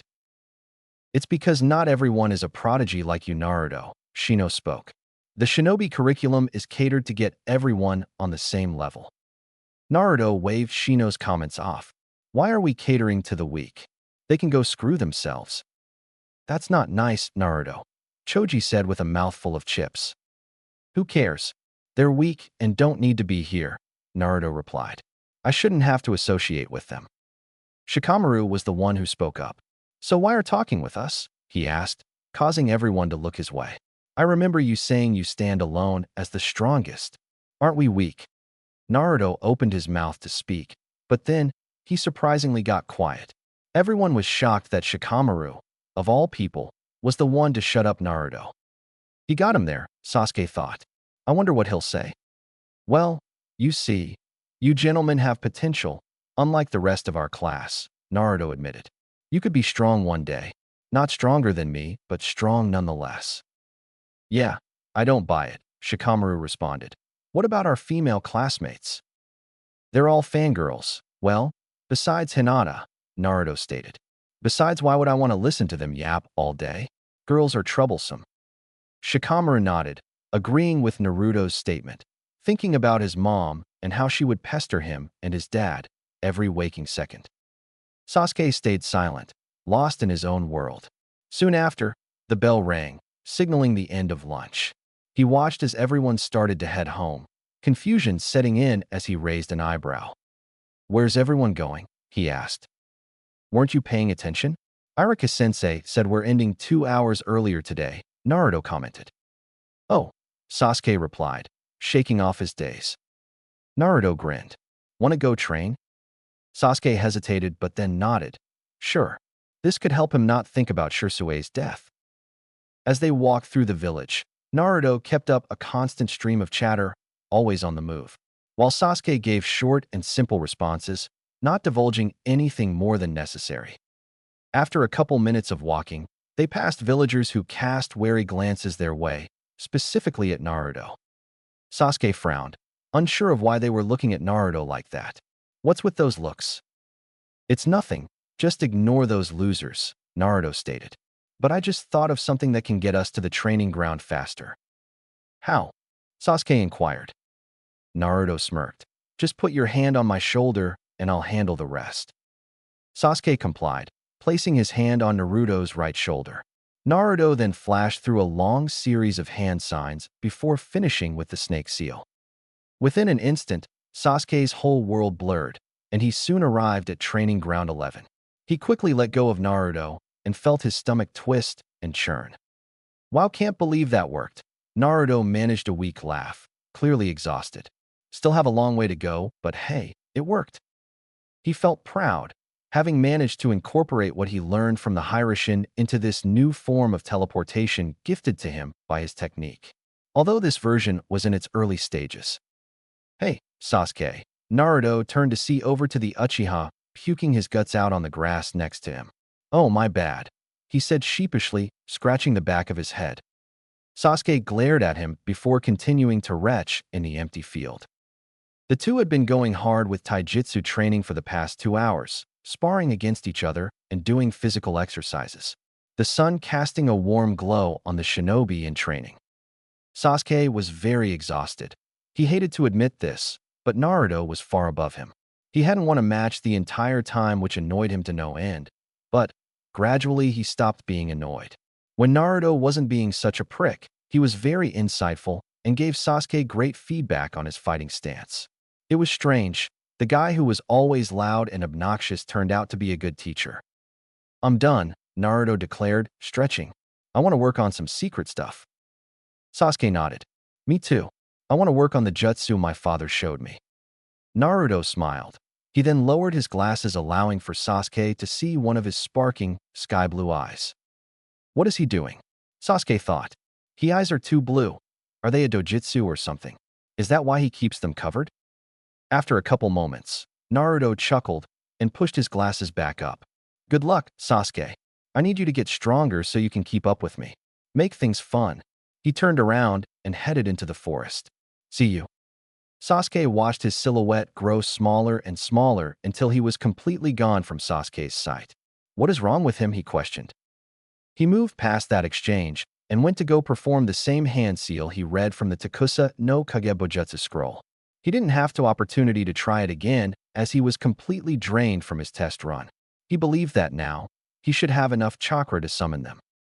Sasuke focused his chakra, getting connected with his shadow. He formed the dog-shaped hand seal and called out, Gyokuken. His shadow expanded, and shortly after appeared the 2 divine dogs. He smiled as he looked at them in all their glory. I did it, Sasuke stated before passing out from chakra exhaustion. The wind howled over his body as the young boy lay there, not prepared for what was to come next. Sasuke's eyes fluttered open, and he found himself lying in the grass. The world around him was shrouded in darkness, the moon hanging high in the sky.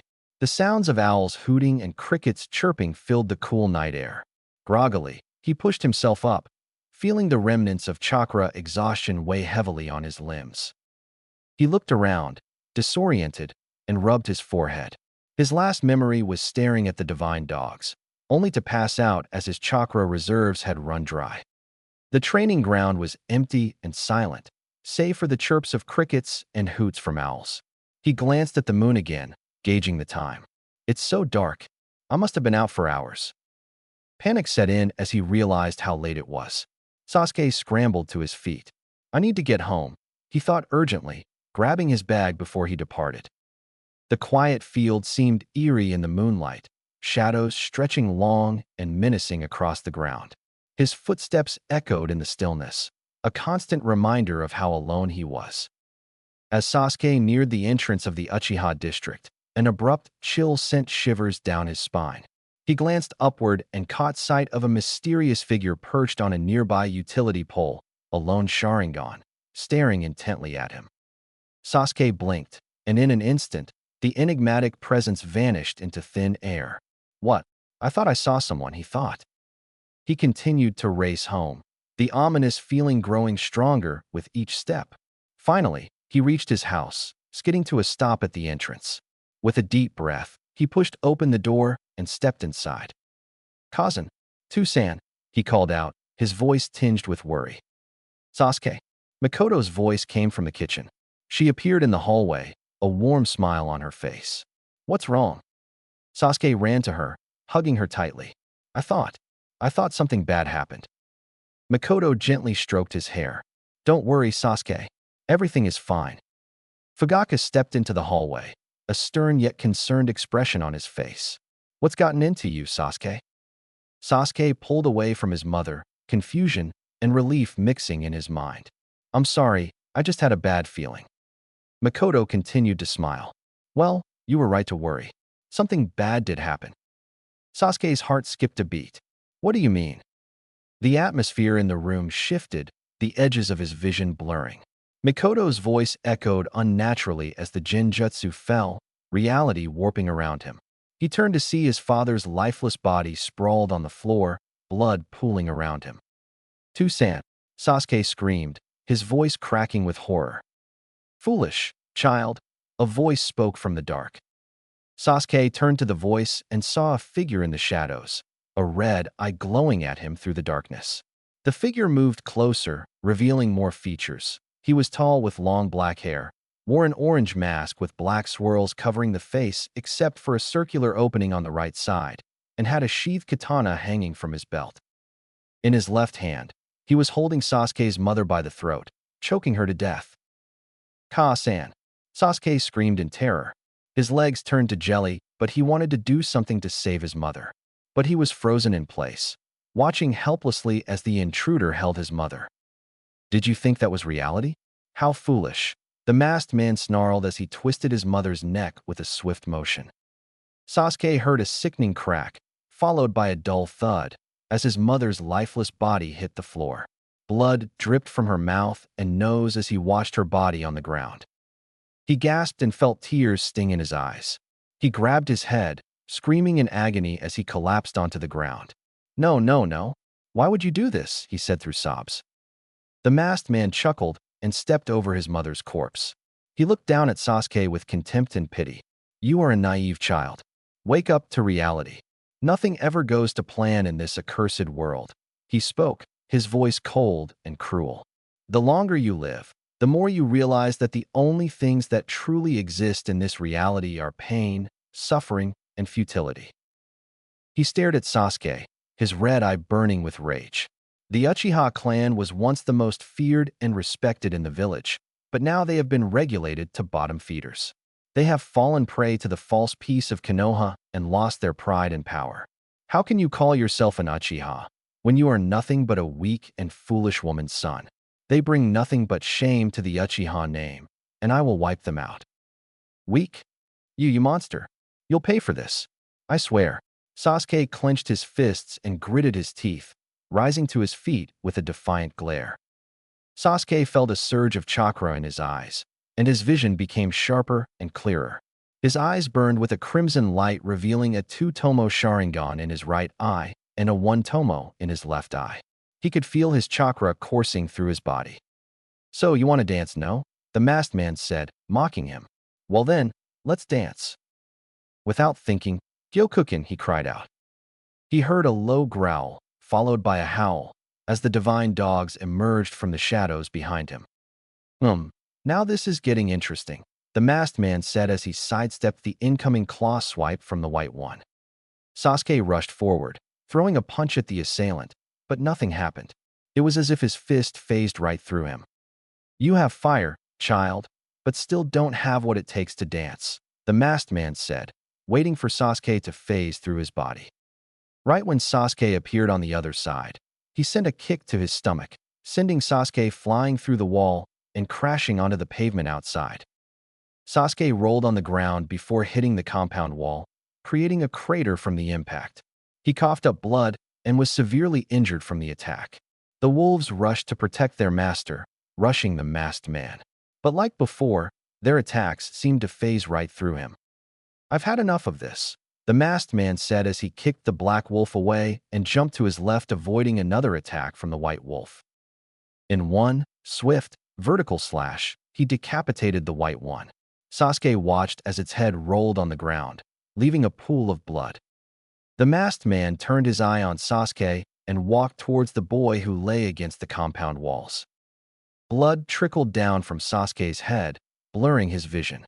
He felt his chakra fading away, along with his Sharingan. The black wolf whimpered and dissolved into his shadow, leaving him alone and defenseless. "You have potential, but you are still weak, child. What a waste, the man said as raised his katana, the blade glistening in the moonlight, preparing to end Sasuke's life. Before he could attack, he was surrounded by a squad of Umbu wearing black clothing covered with a light gray flak jacket over their back and torso, gloves with metal guards, sandals with reinforced toes, and a tanto on their backs. The captain of the squad, Dog, stood atop the compound wall over Sasuke as he stared down at the masked intruder. Through the left eye hole, a lone Sharingan shined. You're under arrest for the destruction of the Uchiha clan. If you resist, you will be killed, Dog spoke.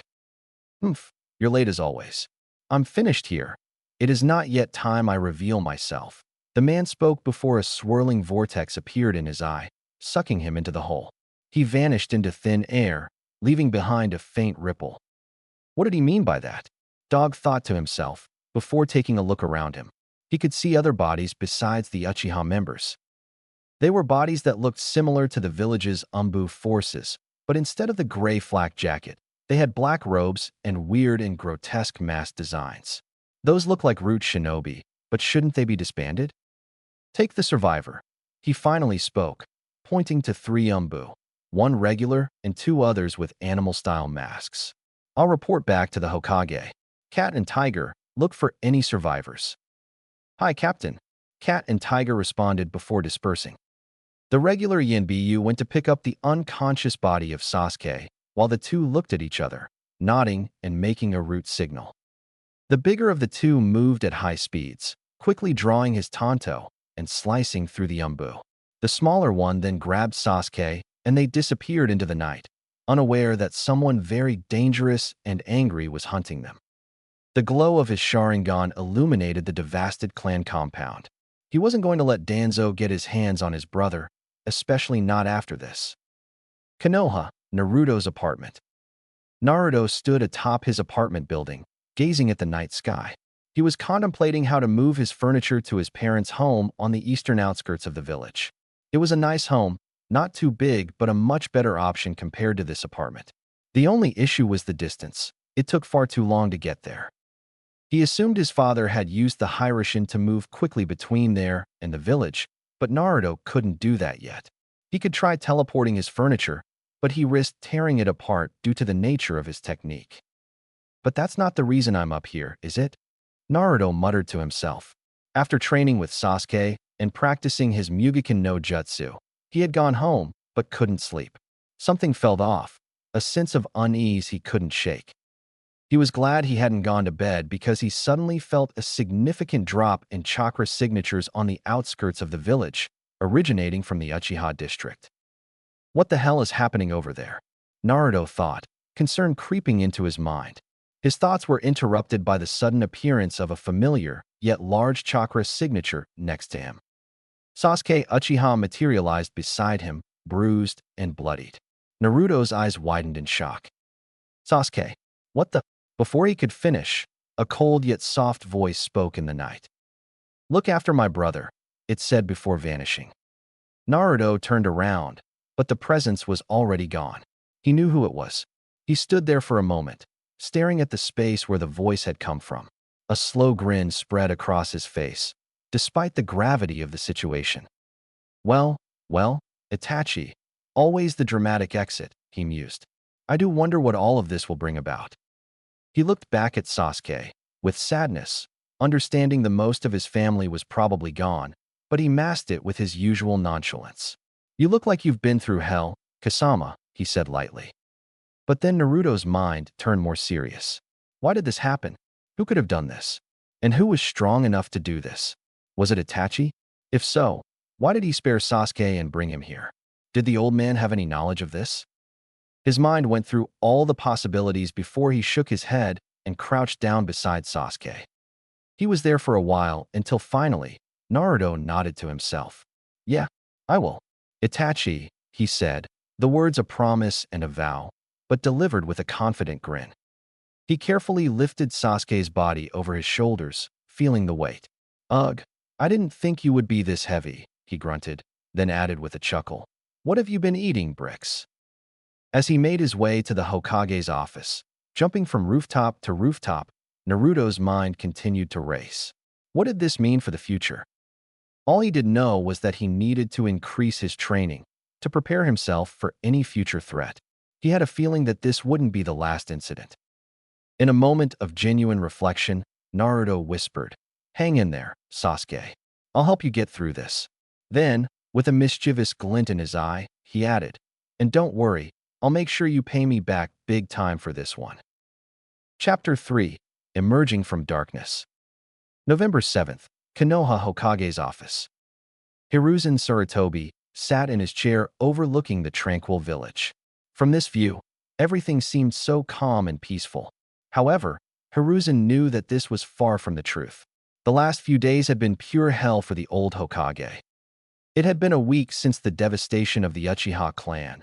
An attack from a masked intruder and an unknown secondary force had eliminated most of the clan. The only survivors were Sasuke Uchiha, Hazuki Uchiha, and her 1-month-old grandson, Kaido. Umbu had discovered the old woman and child on the steps of Konoha's hospital. It was a miracle they survived, but there were still questions as to how they were alive and who saved them. It was around that same time that one Naruto Uzumaki also showed up carrying the body of Sasuke Uchiha. Umbu attempted to question him, but Naruto had told them to piss off and threw quite a few insults their way before they decided to back off. Hiruzen still needed to make time and talk with Naruto to hear the full story. Regardless, after the Uchiha survivors were stabilized in the hospital and guards placed around their wards, Hiruzen got to work. He sent his most trusted Umbu to find clues as to what happened. It was no secret that the Uchiha clan and village were on bad terms. Decades of built-up frustration and isolation accelerated the growing wedge between them. Hiruzen would like to think he slowed this process, but this wouldn't be true. He had let the voices of his elder council members sway his decisions. This was no excuse, as he shouldn't have listened to them and allowed certain regulations to be placed on the clan. He was a fool for thinking he could trust them, especially his old and former teammates. Speaking of old teammates, the body of Danzo Shimura was found in a hidden base near the edges of the village. Inside the base, bodies like the ones near the Uchiha district were also found.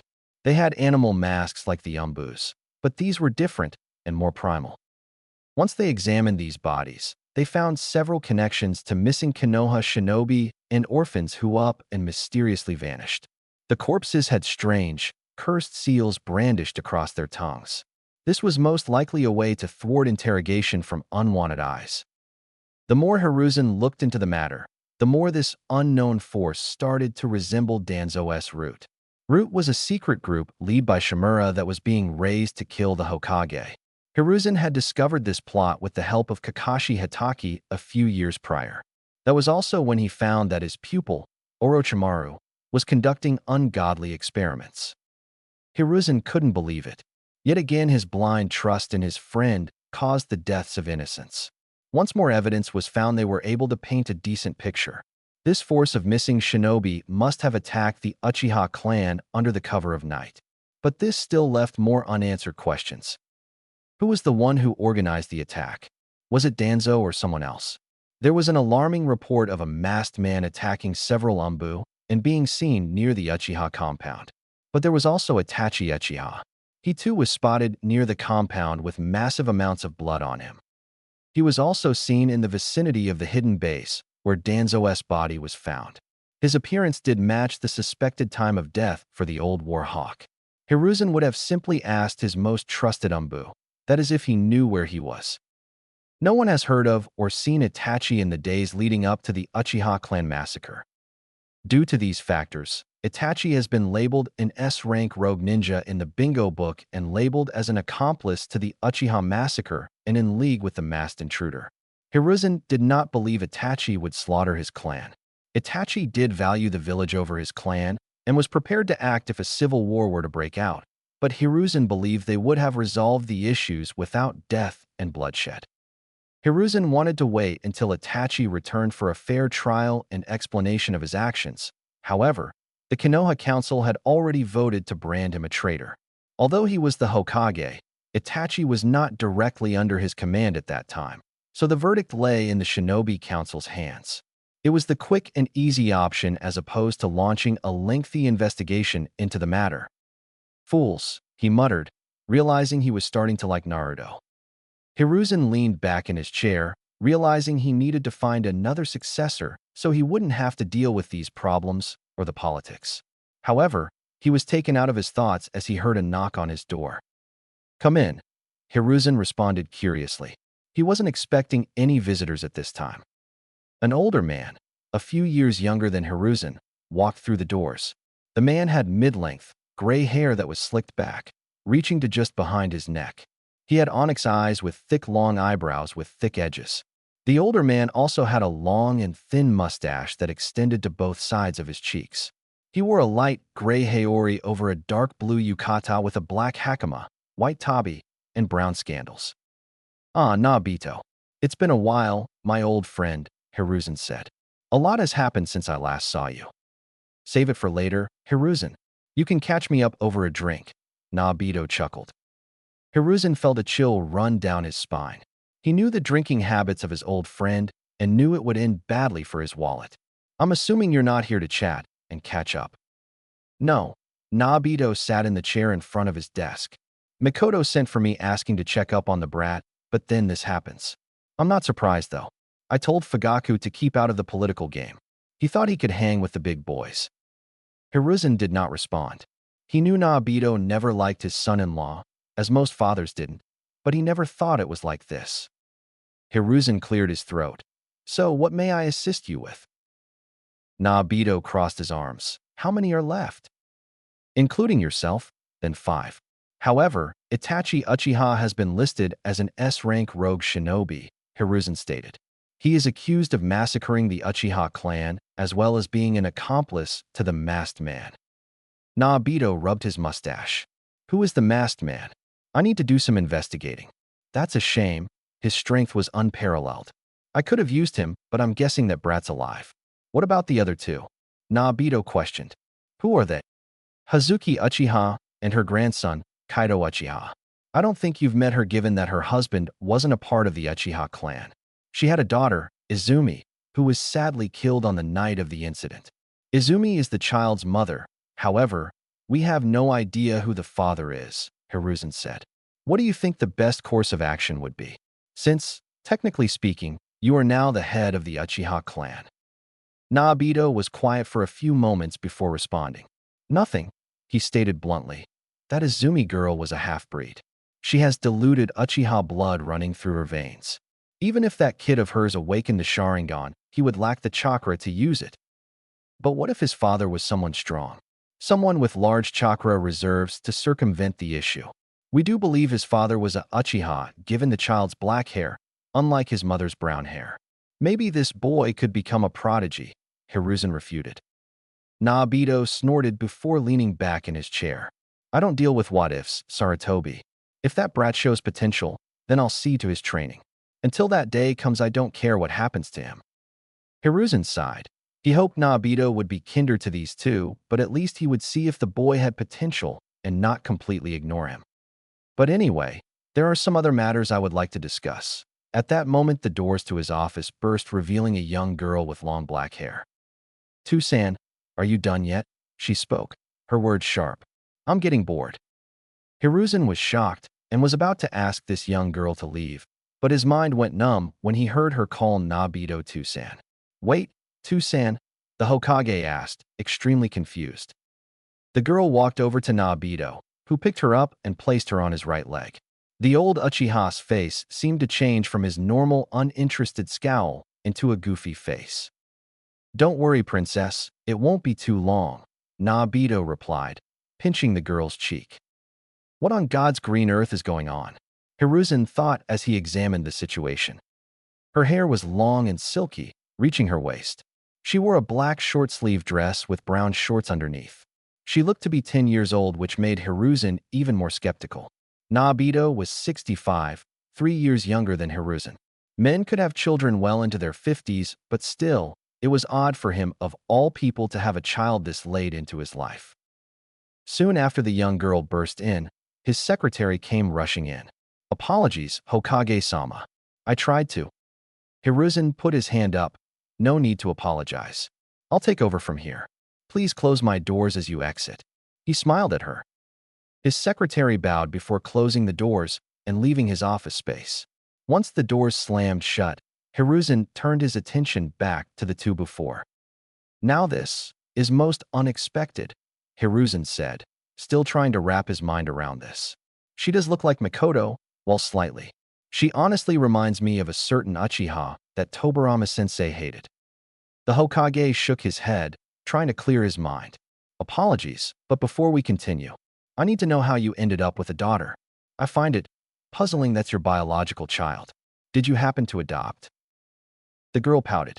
Of course he's my Tusan old man. Don't ever disrespect him like that. Hiruzen's eyelid twitched. Great, she has a temper. He inwardly groaned. Naobito seemed to finally get out of his stupor and return to his normal expression. This is Kaori, my little princess, he said, once more in a childish voice. Okay, when did you have her? Who's her mother? Hiruzen responded. You remember the Kishiwada Dainuri Matsuri that happened in Keishi about 10 years back? Well, I happened to be at the capital and decided to partake in the festive events, Naobito stated. While I was there, I happened to run into one of Makoto's friends. Jun Uchiha was her name. Hiruzen listened, not liking where this story was going. We got to drinking, and she was looking for good. She had a nice ass and some of the biggest brayas. Ahem, Hiruzen coughed. I don't think it's appropriate to talk about such things with children around. Naobito laughed and waved him off. When did you become a sissy? I remember you used to love this type of stuff.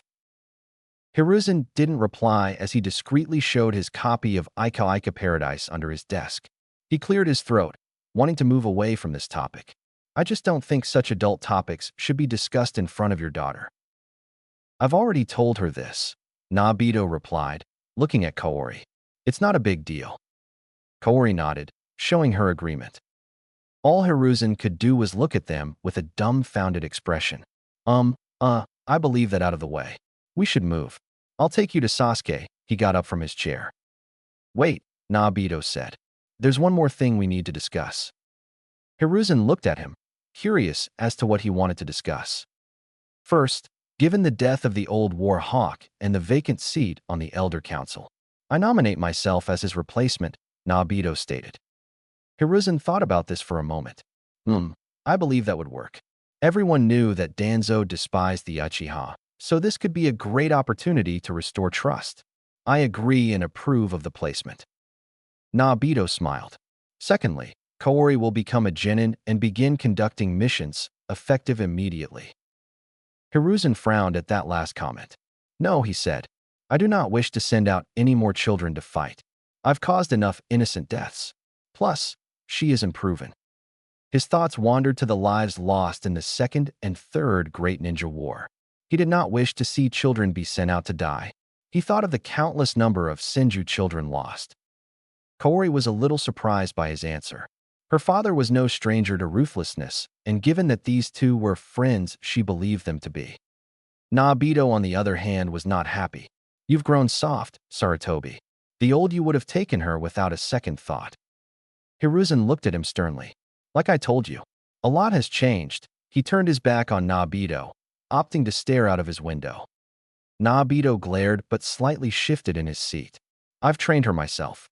She has unlocked her Sharingan along with possessing 3 chakra affinities.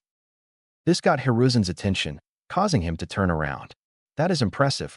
Most shinobi only have 2, but for you to have 3 at a young age is an achievement. Well done, young Kaori, he said, giving her a warm, old smile. Kaori didn't say anything, not trusting the old man. Hiruzen noticed this and slightly chuckled. I'll make her a genin. However, she will be placed on a genin squad with a jonin instructor. I'll pick her teammates and instructor and will inform you once I've made my selection. Naobito looked like he wanted to say something, but Hiruzen's gaze deterred him. All right, fine then. He relented. Hiruzen smiled, turning back to Kaori. I congratulate you, Kaori-san, on becoming a genin. He picked up a spare Hitayate, conveniently placed on his desk. He gave it to her. Wear this with pride and strive to be an excellent shinobi. Let the will of fire guide you as you journey in your career. When she first got her, she didn't like this old man, but the more he talked, the more he seemed friendly. He had this warm aura around him.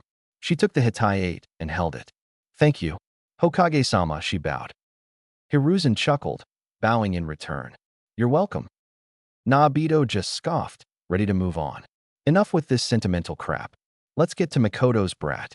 And with that, they left, headed to Konoha's hospital. Konoha Hospital. Sasuke sat upright in his hospital bed. He was in his room, sitting in complete darkness. His blinds were closed, and the only thing he could hear was the shaking of the ceiling fan. His mind kept replaying that night, over and over. He couldn't sleep or rest. He didn't even know how much time had passed. All he remembers is getting kicked by the masked man and seeing lights flash above him. He had been told that once he fell unconscious, Umbu took him, but then something happened that resulted in Naruto dragging him to the hospital. But strangely enough, he remembers seeing Itachi's face before going unconscious. After that, he drifted in and out of consciousness. Today was the first day he felt fully aware of his surroundings. A nurse had told him the Hokage was coming to see him, but Sasuke didn't care. It wouldn't help him feel better. Nizen, where are you? Tusen, Kazan. Sasuke started to choke up and tears began falling down his face, remembering his parents' dead bodies and the sinister laugh of that masked man. At that moment, Sasuke heard footsteps around his door, causing him to quickly wipe away his tears so no one would know he was crying. He heard a knock and a voice said, "Can we come in?" Sasuke did not respond. A couple of seconds later, his door opened, revealing the Hokage and two people he never met before, an old man with a smirk on his face and a girl a little bit older than him who couldn't see their faces due to how dark it was. Hiruzen flicked on the light, sending the darkness away. Sasuke blinked a couple of times, his eyes adjusting to the light. When he could see, his eyes widened as his gaze fell upon Kaori, and tears started to swell in his eyes. Kazan. Kaori shifted uncomfortably, recognizing her nephew was not in a good mental state. I think you should wait outside, Kaori, Naobito stated. His daughter hesitantly nodded before leaving the room.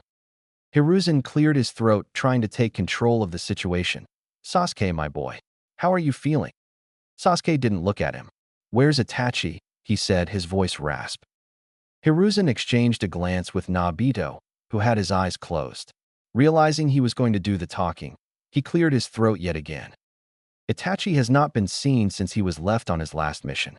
At this moment, he is considered an S-rank Rouge Ninja for his involvement with the Uchiha massacre. Sasuke's eyes widened, and a wave of anger surged through him. What? You think he did it? He growled at the Hokage. Nizen would never do such a thing. It was that man. His face darkened, thinking of the masked man, his taunts, and overwhelming strength. We have to find Nizen. Hiruzen could sense the boy's growing anger and hatred. Sasuke, I think it would be if you. Quiet down, brat. The commanding voice of Naobito boomed over the room. Sasuke's glare shifted to the older man. Who do you think you are? What gives you the right to speak to me like that? Naobito's eyes opened as Sasuke saw three dark tomos swirling in his crimson eyes. The older Uchiha crossed his arms and gave Sasuke an unsettling glare. Watch your tone, will you speak to me, brat? Don't think because you're Mikoto's brat, I'll let you talk like that. When you speak to me, you will address me as Oji-sama. Got it, brat? Sasuke's breathing got heavy as he felt the pressure emanating from this old man. It scared him. Hiruzen looked on worriedly, thinking he had made the wrong decision for allowing Naobito to become Sasuke's guardian, but in all fairness, it was outside of his control. Due to the will of Fugaku and Mikoto, Naobito was made responsible for Sasuke in case of their demise. Sasuke nodded nervously. Yes, Oji-sama. Hiruzen breathed a sigh of relief that nothing else happened. Well, now that's all taken care of, I'll leave you to it. We've set up housing for you in the southeastern part of the village. You'll be right between the Hyuga and Nara clan. Do be warned, there is a lot of wildlife in that area of the village, but it is mostly desolate. Naobito scoffed, not having love for either of those clans. At least they were in a secluded area. Also, Hazuki has decided to stay in the northern residential zones of the village. She doesn't wish for her grandson to get involved with shinobi manners, Hiruzen stated. Fine by me, Naobito replied. Sasuke just sat there, lost in thoughts, trying to figure out these new relationships and new revelations.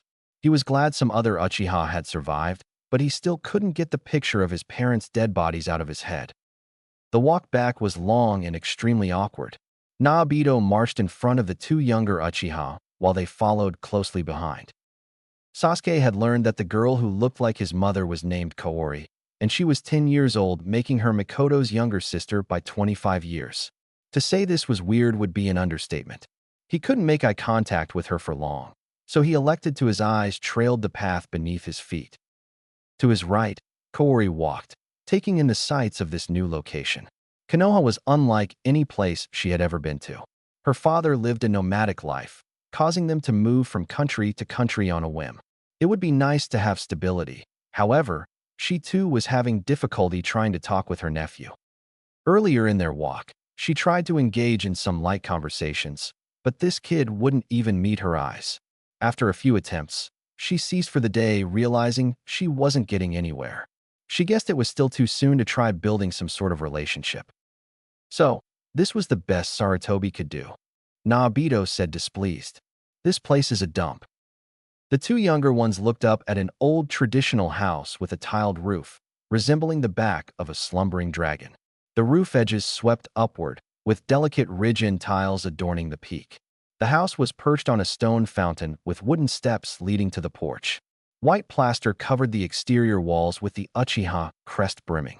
To the left, a small koi pond shimmered, its inhabitants gliding gracefully beneath the water lilies.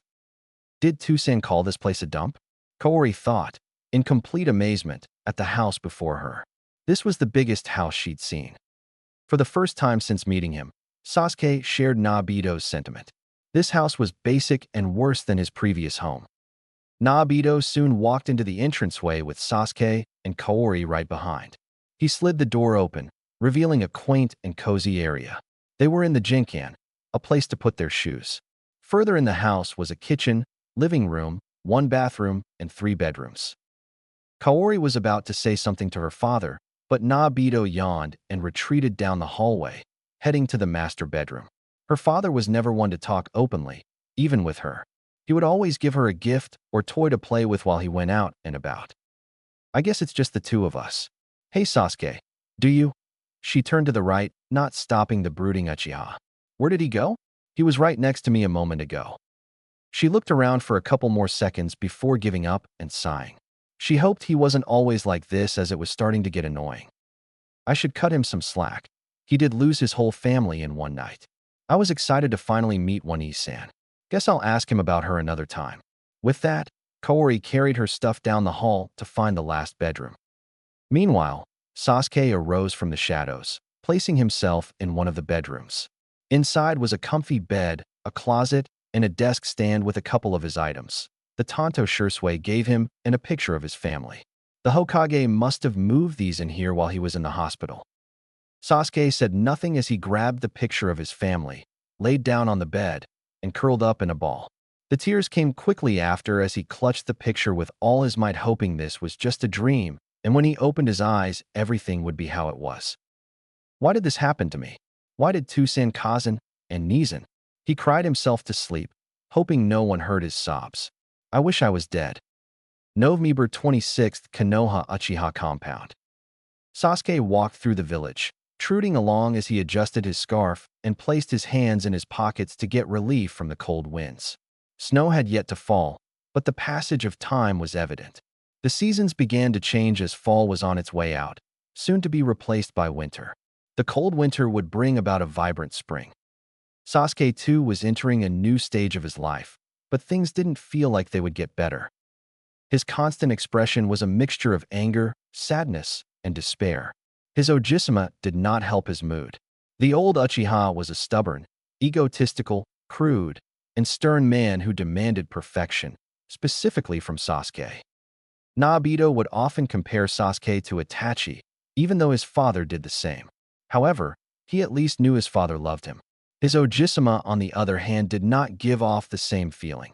He offered no praise, approval, or even gratitude. Even though he was a part of what little remained of his family, the old man pissed him off. As for his aunt, they still had a way to go. She was a good person, always trying to talk with Sasuke and would respect his boundaries when didn't want to share. She did have a teasing nature which annoyed him, but she was enjoyable to be around. He learned that Kaori was a genin but had to wait to go on missions until this class of academy students graduated so she could be put on a team with a jonin leader. However, her close resemblance to Mikoto only deepened his trauma. Often, he would catch himself calling her cousin or staring at her for long periods. This would be a difficult challenge to overcome. Additionally, the Hokage visited him quite often. Hiruzen tried to counsel Sasuke, but his words fell on deaf ears. No matter what anyone said, Sasuke couldn't shake the feeling that he didn't belong, that he shouldn't be alive. He didn't know what his purpose was anymore. Although, there was one person he found himself thinking about, Naruto Uzumaki. He had barely seen the white-haired boy after the massacre, and when they did come across each other, it wasn't for long. He knew Naruto barely showed up to the academy as is, but it also felt like Naruto had taken a step back from his usual grips or jabs at Sasuke. I wonder, what keeps him going? He pondered, thinking how similar their situations were. After some time, he finally made it back home. He walked up the wooden steps, slid the door open, and placed his scandals on the mat below, continuing further in. Kaori was the first to greet him. "Welcome back, my little Sasuke-kun," she called, ruffling his hair. He instinctively flinched and took a couple steps back, shocking Kaori. "Sorry, it's just," Kazan would say the same thing. "Oh, sorry. I didn't know," she said, feeling guilty.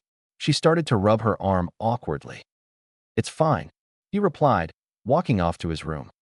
Kaori wanted to say something, but didn't know the right words to fix her mistake. It was already too late as Sasuke disappeared deeper into the house. "What was I thinking?" she said, chastising herself. Kaori sighed before heading to the kitchen. Sasuke found himself at the kitchen table, sharing a meal with Nobito and Kaori. There was a steaming plate of chicken, broccoli, and rice. He simply poked at his food, his appetite non-existent. Nobito watched him do so for many minutes before finally speaking up. "Stop picking at your food and eat," he commanded. "I don't want to listen to you complain about being hungry." Sasuke remained still, staring at his plate. He stabbed his fork into a broccoli stalk and looked at the vegetable. Nobito's eyes narrowed, and his frustration grew. "Stop acting like a brat and eat. I can't believe you're my daughter's son." Sasuke's anger flared. He had enough of this. He looked up at Nobito, eyes ablaze with his own Sharingan penetrating back at the old man. Kaori did not like what she was seeing. She couldn't understand why her father was being so hostile to Sasuke. Nobito was taken aback by the flash of anger. He smirked before leaning in. "Looks like you've got some spirit in you. So what? Are you going to fight me, brat?" Sasuke clenched his jaw and fists, the fork in his hand starting to shake. The room was thick with tension. Kaori watched, nervously. After a few intense seconds, Sasuke stood up abruptly, knocking his chair over and running out of the house. "Wait, Sasuke," Kaori called out, but it was too late.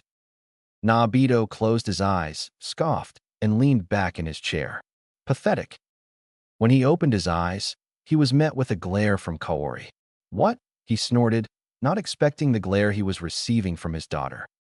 She shook her head before getting up and took her plate with her into her room. Nobito sighed and shook his head, muttering something about girls and feelings under his breath. Sasuke ran through dense canopies, fighting the sadness that plagued his heart. Eventually, he reached a place he visited regularly. Taking another step, he found himself in a clearing within the forest. All around him were tombstones, a memorial to the Uchiha clan. He walked amongst the tombstones until he found his parents' graves. Sasuke looked at the granite blocks before sinking to his knees, his chest heaving with sobs. "Why did this have to happen?" he croaked.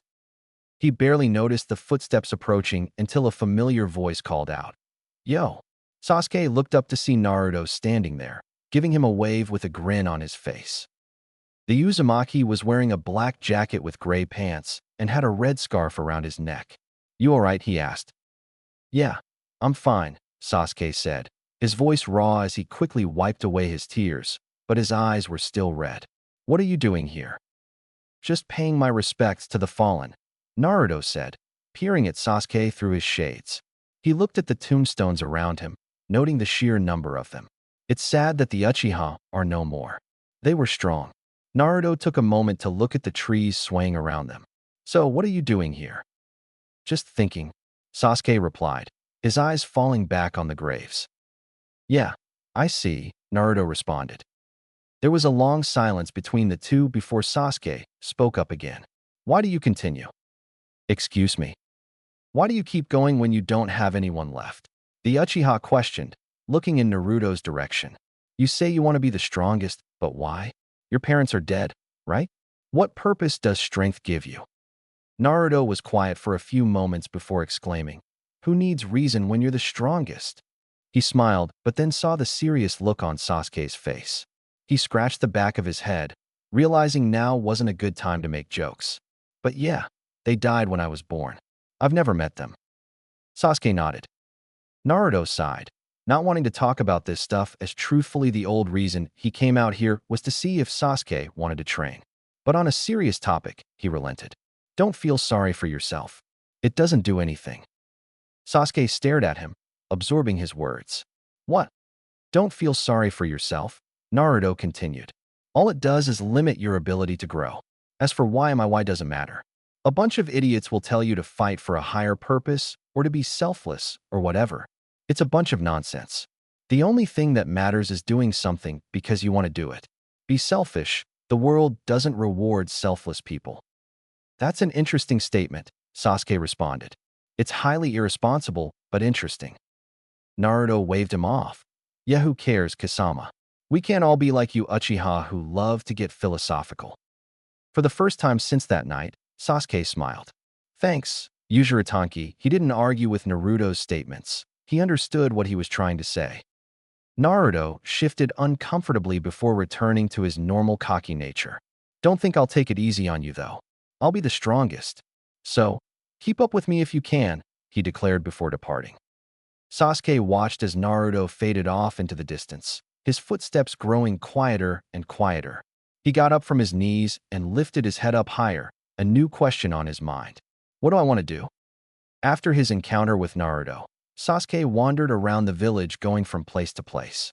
The sun moved and dipped below the horizon, casting a pink and orange hue across the sky. Eventually, he found himself on the dock near the Land of Fire's longest river. The river started from Isu Bay, in the Land of Earth, and spread all across the Land of Fire, splintering into different directions. He stared at the calm water, his mind still thinking. What is my purpose? What do I want to do? Sasuke pondered once more. Sasuke started to see pictures of his loved ones through the water's reflection. He saw Fugaku, Mikoto, Shisui, Izumi, and Itachi. Tusan, Kazan, Shisui-san, Izumi-san. I'm sorry. If only I was like Nizan, then maybe I could have done something. The water then shifted, showing the reflection of the masked man with his lone Sharingan staring at Sasuke.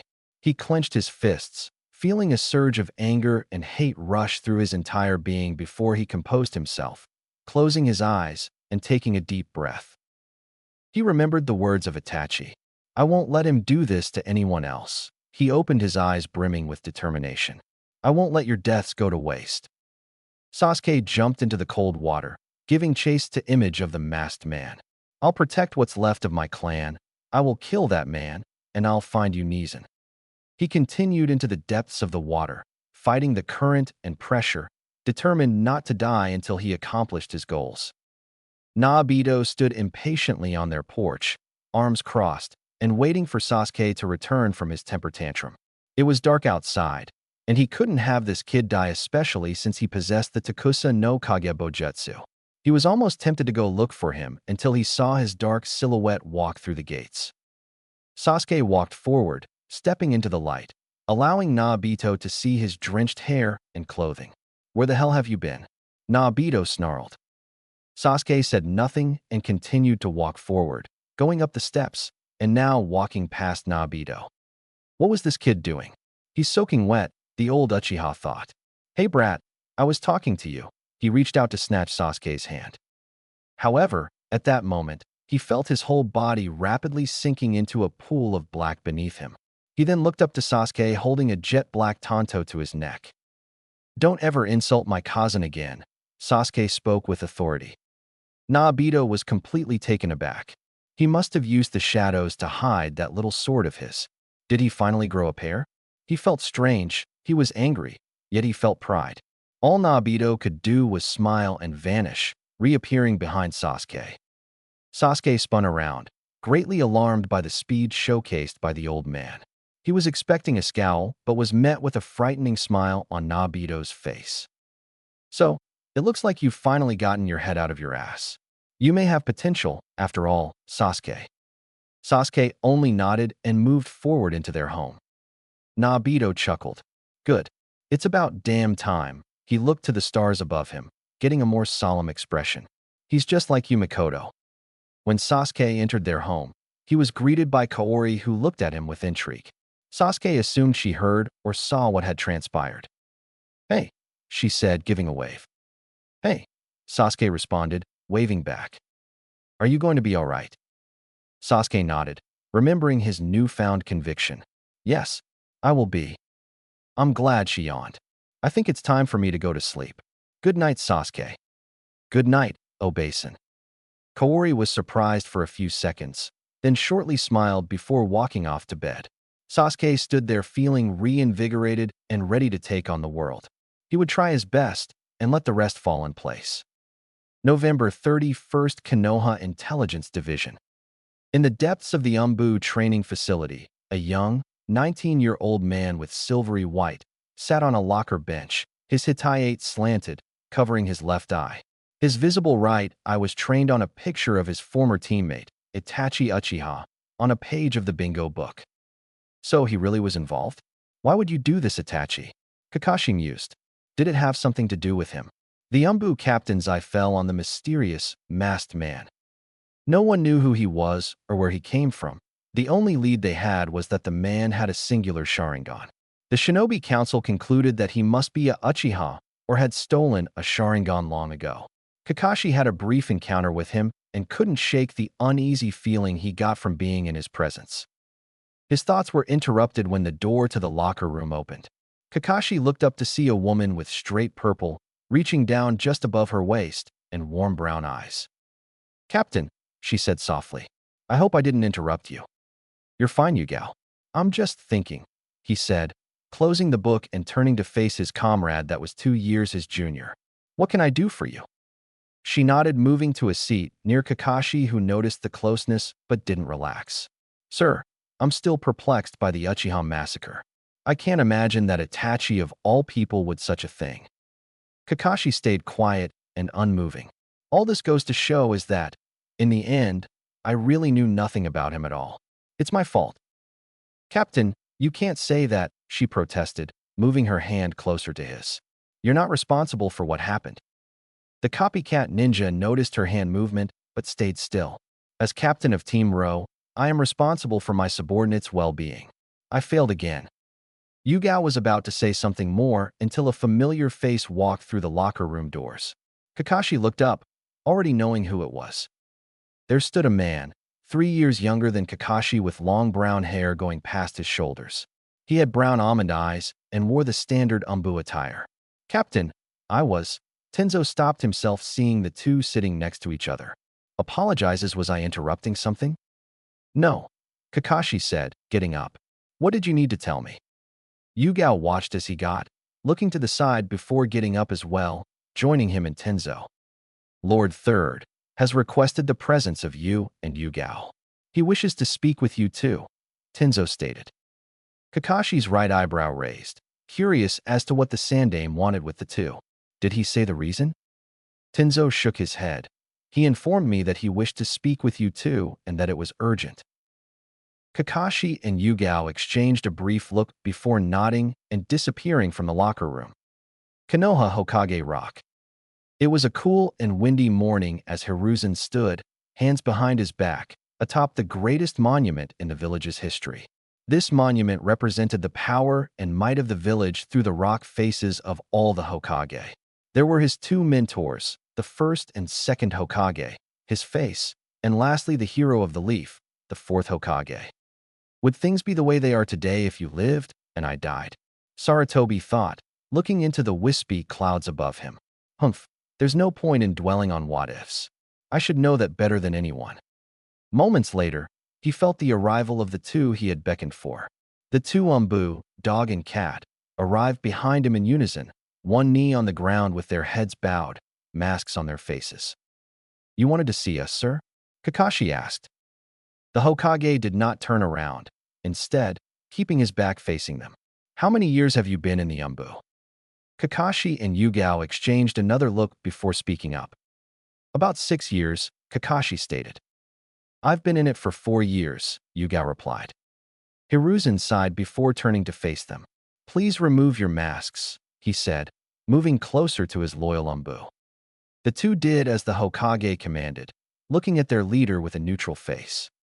You are hereby dismissed from your Umbu service as members of Team Ro, Hiruzen said. Yugao was shocked while Kakashi kept a somewhat neutral expression. Sir, permission to speak freely? Hiruzen nodded, feeling as if it were appropriate given the peculiar situation. Why are we being removed from the Umbu? We haven't served for a substantial amount of time. I believe our skills would be best used in the Umbu forces, Kakashi stated. I do agree that your skill sets are best suited for the Umbu Black Ops. However, the decision to remove you from the Umbu was not entirely my own, Hiruzen revealed. The Konoha Council wished to have you removed, Kakashi. What? Kakashi questioned. After the night of the Uchiha massacre, many in the Konoha Council started to point fingers and find someone to blame for letting such an event occur.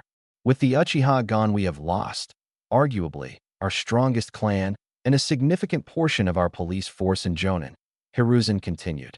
Regardless, your name was brought up due to your involvement as Itachi's captain for Team Ro. The Konoha Council wished to place you under arrest and be barred from entering the shinobi forces. However, I vetoed that ruling in exchange for you simply being removed from the Umbu. Kakashi should have guessed as much. He always despised politics. He nodded, not needing to inquire further. But what about me? Yugao questioned, still confused about why she was being removed as well. You see, my dear, Yugao, this is where the other reason comes into play. I believe I had asked too much of the youth in this village. You have been in the Umbu since you were 13, the same as Kakashi, and the old Hokage's mind wandered to Itachi. I wish for you all to grow old and pursue other things in life besides conflict. Yugao nodded, still unsure of this decision, although this did allow her to finally pursue the thing she had been chasing for quite a while. She looked over to Kakashi, wondering if he shared a similar sentiment. Unbeknownst to her, he did, although it was for a completely different reason. But do not be discouraged, I believe you two have other uses. Starting from this day, you two will become Jonin leaders, Hiruzen said with a smile. Once again, the two veteran Umbu were shocked to say the least. Lord Third, I don't believe I should be in charge of another team, Kakashi responded. I am not fit to lead anyone else. Hiruzen looked at Kakashi for a while. He knew the young man blamed himself for a lot and had experienced a lot of pain and suffering in his life. He assumed this recent event with Itachi only made him think about his old teammates and sensei. Don't be so sure of yourself, Kakashi. I believe you had much to offer the younger generation. I believe you will be an amazing sensei and help fan the flames of the will of fire within your team. Kakashi just nodded. What are our assignments, Lord Third? Yugao asked. You will be leading a new class of genin consisting of Kaori Uchiha, Hana Inuzuka, and an orphan boy named Sai, while Kakashi will be conducting regular Jonin activities until his batch of academy students graduate. Kakashi didn't say anything. His mind was filled with thoughts and memories of his old squad. Me, a Jonin leader in charge of genin? Yugao looked to her right, seeing that her former captain had a lot on his mind. I think you two should go around the village and breathe in the sunlight, Hiruzen chuckled. Even though it has gotten chilly, the village is still wonderful this time of year. Hi, Hokage-sama, the two said before vanishing. Huh, that went better than I expected, he said. Hopefully they make something of their lives. They are still so young, and I don't wish to see them rot in the Umbu. The Hokage turned back to the village below him, taking in the sights and thinking of his future plans. Kakashi and Yugao strolled through the bustling streets of Konoha, the snowy atmosphere contrasting starkly with the heavy thoughts weighing on their minds. Yugao tried to fill the silence with light conversation, her voice a gentle melody against the backdrop of the village's noise. It's strange to not be a part of the Umbu anymore, Yugao said, a nostalgia of awe in her voice. Wouldn't you agree? Kakashi merely nodded, his gaze distant. He was physically present but mentally miles away, lost in the labyrinth of his memories and traumas. Yugao kept pace with Kakashi through the bustling streets, stealing glances at his profile. His eyes, normally sharp and attentive, were distant today, lost in the swirl of memories and unspoken burdens. She had always admired his quiet strength and the way he led without needing to assert dominance over others. Yet, today, his usual aloofness seemed heavier, his responses clipped and distant. People passing by might see a man withdrawn and lost in thought, but Yugao knew better. She understood the weight of his past, the ghosts that haunted him despite his stoic facade. Still, she wished he would let her in, even just a little. From the corner of his eye, Kakashi could tell Yugao was examining him, searching for a way to get past his shell. He wanted to tell her to stop trying, but it wouldn't dissuade her. She was a good person, but he wasn't. He couldn't let himself move on. He had failed Obito, he failed Rin, he failed Minato-sensei, and he would fail her too. The two walked in silence for a while until Yugao spotted a sign for Amiguriyama, a popular sweet shop in the village. How about we sit down for a bit? I've always wanted to try this place, but never had the time. Kakashi hesitated, his gaze flickering with uncertainty. Sure, why not? Yugao smiled, and the two of them entered the shop. As soon as they walked through the front doors, the scent of freshly made dango and tea enveloped them. Yugao led them to a quiet corner table, hoping the cozy environment would coax Kakashi out of his shell.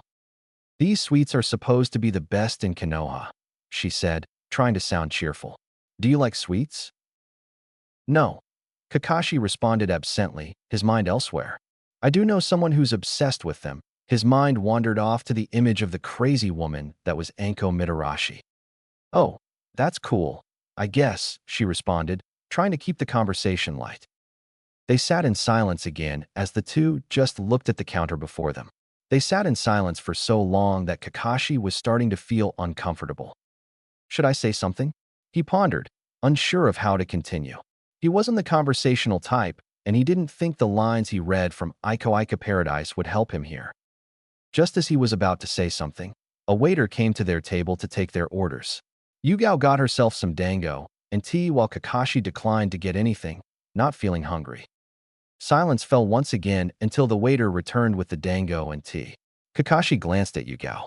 He watched her move her hair behind her ear and elegantly her dango. He couldn't lie and say she wasn't pretty. She was beautiful.